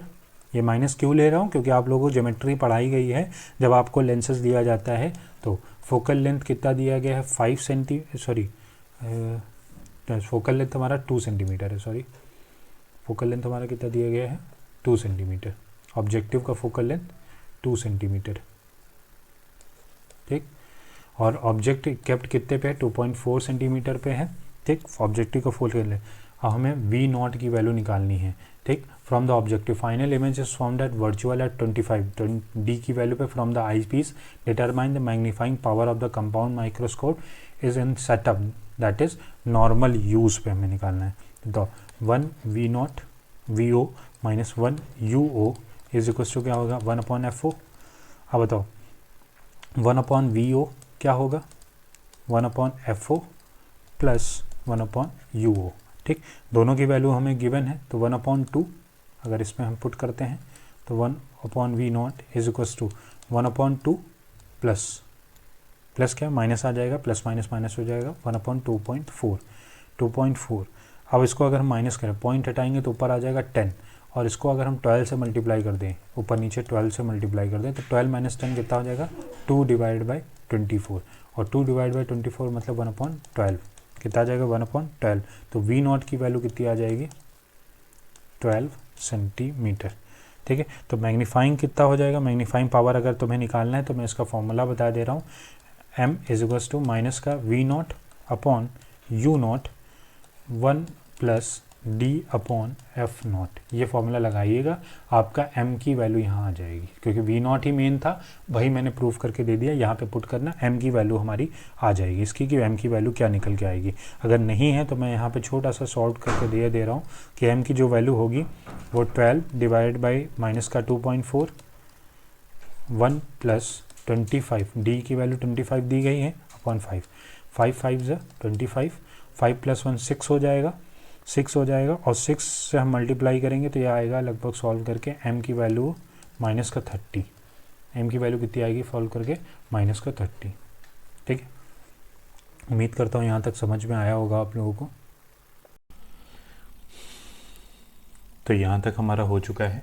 अगर इसके आगे बात करें नेक्स्ट क्वेश्चन की तरफ, ये तो सेम क्वेश्चन आ गया, 2 बार प्रिंट हो गया है क्वेश्चन। आगे बढ़ते हैं। Define resolving power of a simple astronomical telescope. तो अगर हम resolving power of simple telescope is define as, हम कैसे अगर उसको एक्सप्लेन करना चाहें तो कैसे बोल सकते हैं, it ability of an simple telescope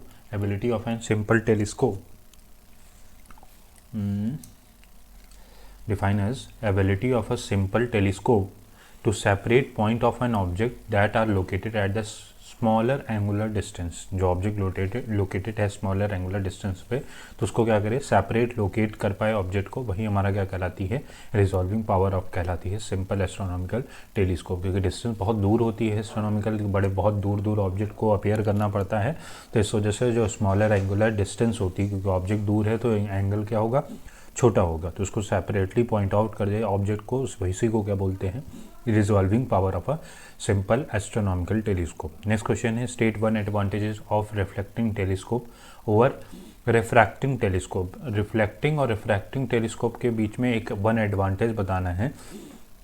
the reflecting telescope does not suffer from any chromatic aberration. Chromatic aberration नहीं होता है, ठीक है, इन किसके अंदर, रिफ्लेक्टिंग टेलीस्कोप के अंदर। रिफ्लेक्टिंग टेलीस्कोप के अंदर क्रोमेटिक एब्रिएशन नहीं होता, because all the wavelength will reflect of the mirror in the same way which is not case with the refracting telescope.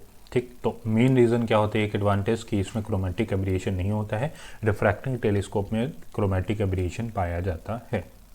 ठीक, हम लोग आ चुके हैं लास्ट सेक्शन पे, सेक्शन सी पे। हाँ, यहाँ भी आंसर एनी 2 क्वेश्चन करने हैं। सबसे पहला क्वेश्चन है, electron have velocity v of 2 × 10⁶ metre per second passes undeviated through a uniform electric field E of intensity E। कितनी इंटेंसिटी है, E इंटेंसिटी पे हमें इलेक्ट्रिक फील्ड है। ठीक, जो कितनी दी गई है, 5 × 10⁴ दी गई है, 5 × 10⁴ and the uniform magnetic field B। हमें B की वैल्यू फाइंड आउट करनी है। अगर बात करें, अगर सबकी वैल्यू अलग अलग लिख लें, V की वैल्यू कितनी है, 2 × 10⁶ मीटर पर सेकेंड, और बात करें इलेक्ट्रिक फील्ड की तो 5 × 10⁴ कितनी है, 4 वोल्ट पर मीटर। ठीक, अब ये सब रखने के बाद हमें पता है फोर्स अगर इलेक्ट्रॉन पे निकालना है तो कितना होता है, QE होता है, F QE। अब तुम्हें ये भी पता है कि अगर किसी चार्ज पे अगर मास मैग्नेटिक फील्ड पे फोर्स की बात करेंगे तो क्या होता है, मैग्नेटिक फील्ड में फोर्स की बात करेंगे तो QEB होता है। ठीक, अगर FE इलेक्ट्रॉन और प्लस इलेक्ट्रिक फील्ड में फोर्स और मैग्नेटिक फील्ड में फोर्स अगर बराबर है, क्योंकि पाथ क्या हुआ है, अनडेविएटेड हुआ है, पाथ क्या हुआ है, अनडेविएटेड हुआ है, तो FE बराबर किसके होता है, FM के बराबर होता है। अगर दोनों की वैल्यू यहाँ पुट कर दें हम तो FE = QVB, Q से Q कैंसिल हो जाएगा, तो E की वैल्यू क्या आ जाएगी, VB, और हमें B फाइंड आउट करना है तो B की वैल्यू क्या आ जाएगी, E/V। ये फॉर्मूला याद रखना, जब पाथ अनडेविएटेड होता है तो मैग्नेटिक फील्ड का फॉर्मूला जो होता है वो E/V होता है। E मतलब इलेक्ट्रिक फील्ड और V मतलब वेलोसिटी। तो B रखेंगे यहाँ पे, E की वैल्यू कितनी है, 5 × 10⁴ और B कितना है, 2 × 10⁶। ये तो 2.5 आ जाएगा, ये 2.5 आ जाएगा, इंटू 10⁻⁻ क्या हो जाएगा, 2, 10⁻⁻2 यूनिट क्या हो जाएगी, weber per metre square. Weber per metre square इसकी क्या हो जाएगी, यूनिट हो जाएगी। ठीक, तो ये हमारा आ गया इसका सॉल्यूशन। नेक्स्ट क्वेश्चन की तरफ बढ़ते हैं। Find the magnitude of magnetic flux density B of a magnetic field, what is the direction of B if V is toward the right and E is at a vertically downward in the plane of a paper। सबसे पहले जो statement मैंने लिखा हुआ है, electron will experiences a force in the upward direction due to the electric field. तो force जो होगा वो हम एक्सपीरियंस करेंगे अपवर्ड डायरेक्शन में, किसकी वजह से, इलेक्ट्रिक फील्ड की वजह से, in the plane of the paper, in the plane of paper since the electron passes undeviated, the force due to magnetic field will be in the downward direction. तो electron जो होगा अगर pass हो रहा है अनडेविएटेड, तो force due to magnetic field क्या होगी, डाउनवर्ड होगी, downward direction. The direction of the force on the electron will be in the downward only if B is directly downward perpendicular the plane of a paper. अगर मैं बनाना चाहूँ तो इसको मैं लिख सकता हूँ, जैसे आपने फॉर्मूला भी पढ़ा है, F M is equals to क्या होता है, minus E V cross B. ठीक है, F M is equals to क्या होता है, माइनस ई वी क्रॉस क्या होता है, बी. ये हमारा फोर्स होता है. जब पाथ क्या होता है, जब हम ये फॉर्मूला निकालते हैं, जब हम किसकी बात करते हैं, मैग्नेटिक फील्ड में फोर्स का फॉर्मूला क्या होता है, ई वी क्रॉस बी होता है. ठीक, अगर इन्होंने जो पाथ बताया था उस पाथ को भी अगर बनाने की कोशिश करें तो ये फोर्स ऑफ इलेक्ट्रॉन होगा. ये हम एफ एम की डायरेक्शन निकालेंगे क्योंकि उन्होंने बोला है कि डाउनवर्ड डायरेक्शन में है इलेक्ट्रिक फील्ड डाउनवर्ड डायरेक्शन में, तो इलेक्ट्रिक फील्ड की डायरेक्शन जो होगी क्या होगी, वो नीचे की तरफ होगी. ठीक, इलेक्ट्रिक फील्ड की डायरेक्शन नीचे की तरफ होगी यहाँ पे, sorry just a second, electric field की डायरेक्शन नीचे, और जो वेलोसिटी है वो वेलोसिटी की डायरेक्शन हमारी ये है. ठीक, और साथ साथ यहाँ पे जो मैग्नेटिक फील्ड है वो भी कहाँ होगी, डाउनवर्ड होगी. मैग्नेटिक फील्ड भी कहाँ होगी, डाउनवर्ड. और वेलोसिटी हमेशा क्या रहेगी, परपेंडिकुलर रहेगी with F E and F M, या फिर इलेक्ट्रिक फील्ड के केस में भी क्या रहेगी, ये परपेंडिकुलर ही रहेगी. ठीक, कोई डाउट, आगे बढ़े. नेक्स्ट क्वेश्चन है, monochromatic light of wavelength 198 nanometre is incident on a surface of a metal whose work function is 2.5 electron volt. Calculate the stopping potential. हमें फाइंड आउट करना है stopping potential. Just a second. हाँ, तो हमें wavelength कितना दिया गया है, लैम्डा की वैल्यू अगर माने तो 198 नैनोमीटर है. इसको कन्वर्ट कर लेते हैं 10⁻⁹ मीटर से मल्टीप्लाई करके. अगर हम बात करें हमें वर्क फंक्शन कितना दिया गया है, तो 2.5 इलेक्ट्रॉन वोल्ट. ठीक, अब एनर्जी की बात करें तो एनर्जी का फॉर्मूला क्या होता है, एच सी अपॉन लैम्डा. सबकी वैल्यू पर पुट करते हैं. एच की वैल्यू क्या होती है, 6.63 इंटू 10⁻⁻34 इंटू 3 इंटू 10⁸ और नीचे हमारा लैम्डा कितना है, 198 इंटू 10⁻⁹. अगर मैं इसको सॉल्व करूँ, मैं कैलकुलेटर से सॉल्व करे ले रहा हूँ, तो इसकी वैल्यू जो आएगी आपकी, अच्छा एक चीज़ और, हाँ ठीक है, तो ये हमारा आ जाएगा, इसको सॉल्व करके अगर इसको इलेक्ट्रॉन वोल्ट भी कन्वर्ट करना है तो हम 1.6 इंटू 10⁻⁻19 से भी मल्टीप्लाई करे दे रहे हैं यहाँ पे. तो जो आंसर आएगा वो हमारा इलेक्ट्रॉन वोल्ट में आएगा. तो आंसर आएगा 6.28 इलेक्ट्रॉन वोल्ट. 6.28 electron volt. ये हमारा आ गया, एनर्जी आ गया. अब energy of the ejected electron, हमें क्या निकालना है, जो इलेक्ट्रॉन इजेक्ट हुआ है उसकी एनर्जी निकालना पड़ेगा. तो जो पहले दिया गया, जो अभी आया है 6.28 इलेक्ट्रॉन वोल्ट, और उससे डिफरेंस किसका आएगा, 2.5 का आएगा. इसको अगर हम डिफरेंस निकालेंगे तो आएगा 3.78 इलेक्ट्रॉन वोल्ट का. ठीक, अगर इसको अगर जूल में कन्वर्ट करना चाहते हो तो कन्वर्ट कर सकते हो, वैसे ऐसे भी आंसर लिख दोगे तो कोई दिक्कत नहीं है. 1.6 इंटू 10⁻⁻19 से मल्टीप्लाई करोगे तो ये किस में कन्वर्ट हो जाएगा, जूल में. तो इसकी वैल्यू कितनी हो जाएगी,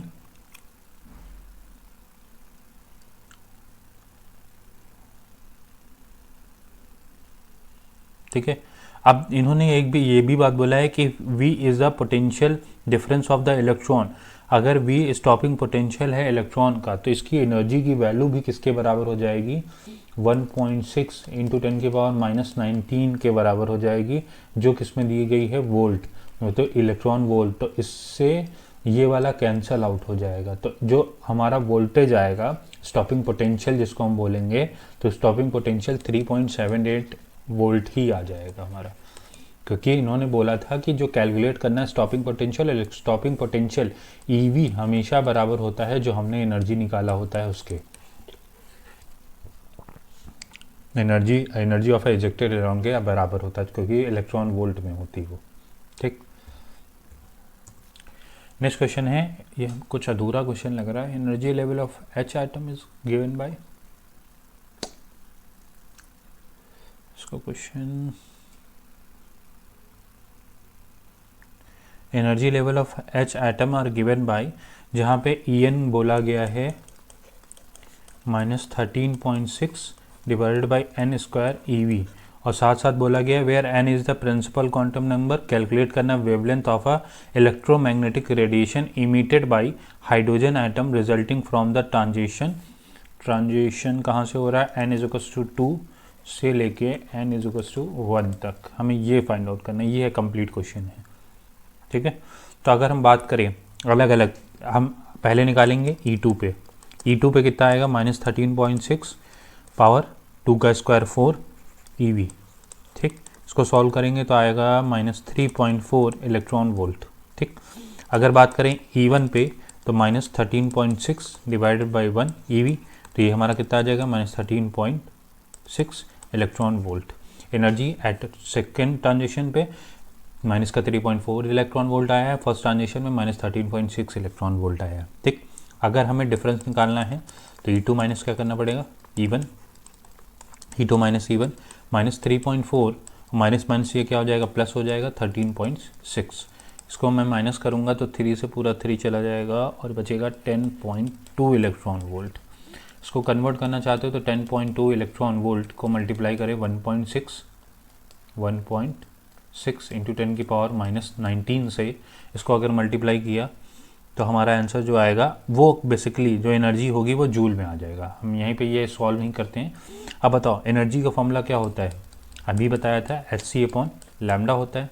hc/ क्या होता है, वेवलेंथ हमें कैलकुलेट करनी थी ना, वेवलेंथ ही तो हमें फाइंड आउट करनी है, तो लैम्डा की वैल्यू क्या हो जाएगी hc/E, और E मैंने निकाला 6.63 इंटू 10 की पावर -34, 3 इंटू 10 की पावर 8, 3 इंटू 10 की पावर 8, और एनर्जी मैंने कितनी निकाली है 10.2 इंटू 1.6 इंटू 10 की पावर -19, 1.6 इंटू 10 की पावर -19, ठीक।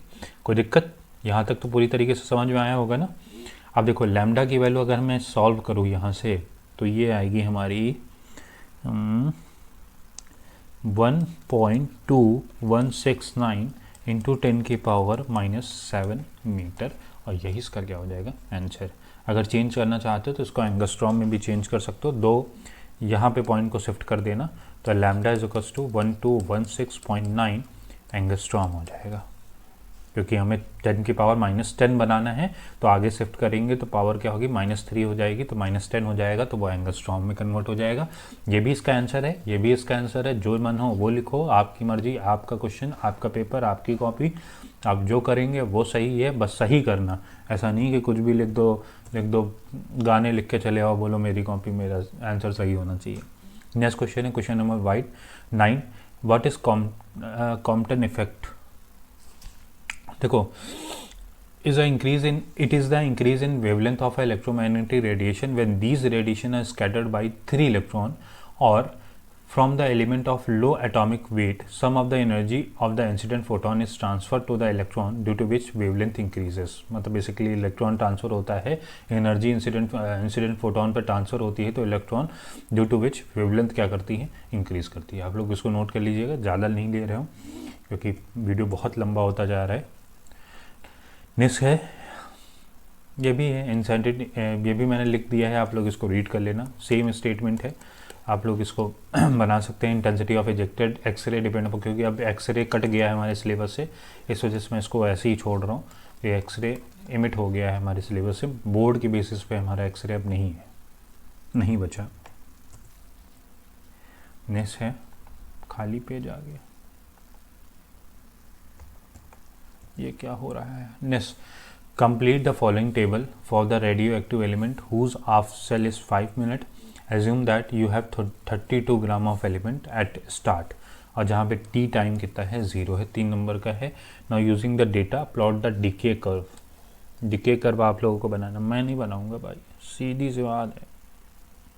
अब बताओ, जब टाइम 0 था तो amount of radio active substance कितना था 32, टाइम 5 मिनट बीटा, तो ये क्या हो जाएगा आधा, कितना 16। अब जब 5 मिनट और देखो, हर बार गैप 5 मिनट का ही आ रहा है, हर बार गैप कितना आ रहा है 5 मिनट का, तो इस बार कितना बचेगा 8, फिर 4, फिर 2 और फिर 1, कितना बचेगा 1। अगर डिके की बात करें, डिके कर्व की, तो हम कर्व भी बनाए दे रहे हैं, बुरा मान जो पता चले। ये 8, ये 16, ये 24 और ये 32 और ये 40। यहाँ पे 5, 10, 15, 20 और 25। अब बताओ, धीरे धीरे धीरे धीरे धीरे धीरे पहले 24 हुआ, 16 हुआ, 32 से 16 हुआ, 16 से 8 हुआ, 8 से 4 होगा, 4 से 1 होगा, 1 से 4 से 2 होगा और 2 से 1, तो 25 मिनट पर आते आते ये क्या बन जाएगा, 1 बन जाएगा, क्योंकि यहाँ पे क्या है 1 से स्टार्टिंग है, तो क्या बन जाएगा 1। तो ये होगा हमारा ग्राफ, डीके कर्व का ग्राफ। ठीक, आधा होता चला गया, टाइम 5-5 मिनट में फिक्स रखा गया, तो आधा होता चला जाएगा, जितना जितना है उसका आधा होता चला जाएगा। आगे बढ़े, फिर ब्लैंक मिल गया। अच्छा, यहाँ भी ग्राफ बनाते हैं बढ़िया सा, ये और ये ऐसे क्या हुआ था, ऐसे हुआ था, ऐसे। अरे गड़बड़ हो गया, मज़ा आती है यार ड्राइंग करने में। तुमने अभी हमारे अंदर का वो नहीं देखा है बेटा, हम बहुत बड़े आर्टिस्ट हैं।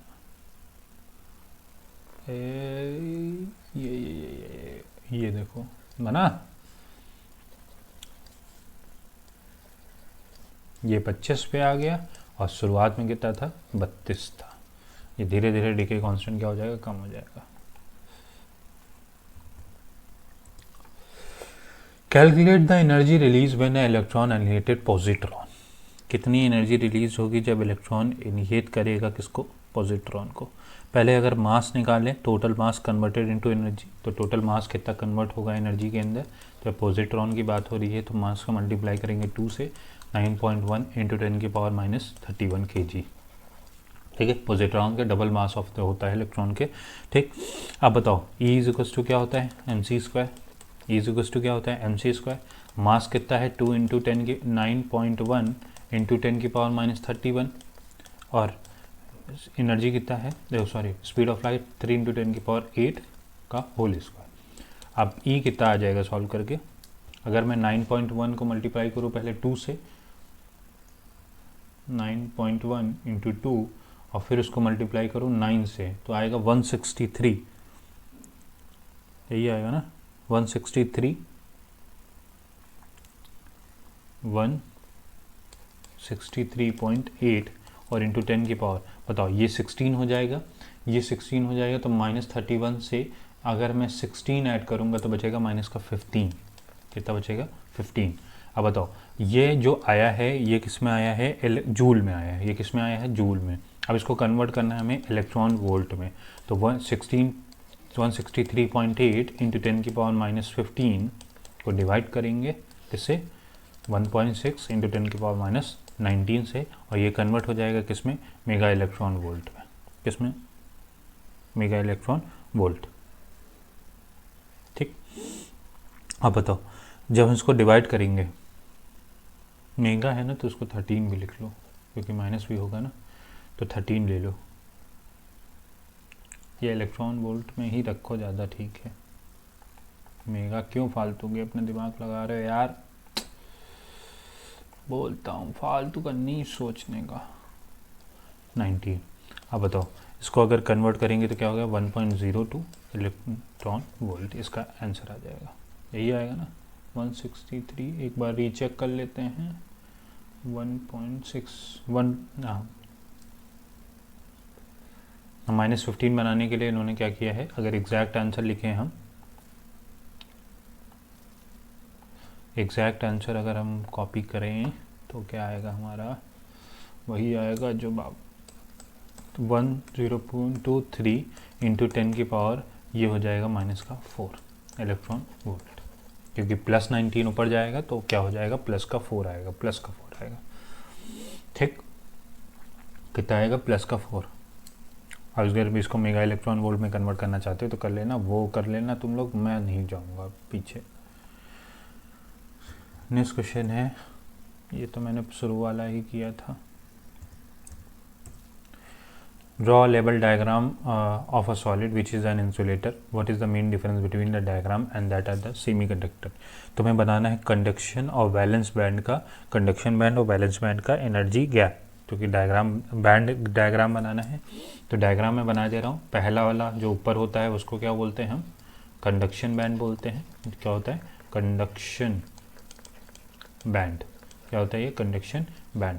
और नीचे जो होता है उसको क्या बोलते हैं? Valence band. कौन सा? Valence band. ठीक। अब फॉर इंसुलेटर इन दोनों के बीच में होता है गैप, और वो गैप कितना होता है? 7 इलेक्ट्रॉन वोल्ट का। कितना होता है? 7 इलेक्ट्रॉन वोल्ट। जो मुझे याद आ रहा है, आई थिंक नहीं यार, पक्का है यार, 7 इलेक्ट्रॉन वोल्ट का ही होता है। ठीक।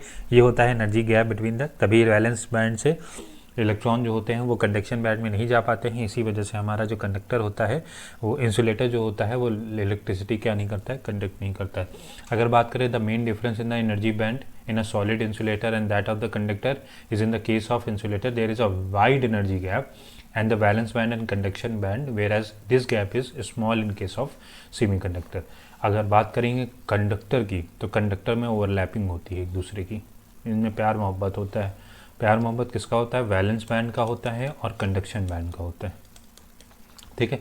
यहाँ दूरियाँ ज़्यादा हैं, इस वजह से इलेक्ट्रिसिटी कंडक्ट नहीं होती। यहाँ दूरियाँ कम हैं। दूरियाँ ही सब चीज़ का कारण है।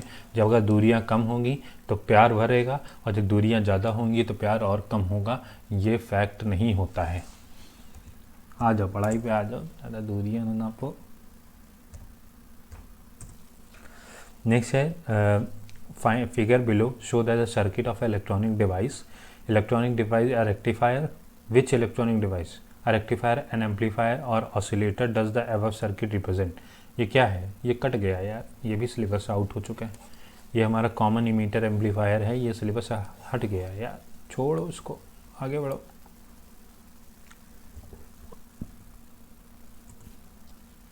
ठीक। और लास्ट हमारा आता है सेंचुरी, पेज नंबर 50। अबे खाली ये भी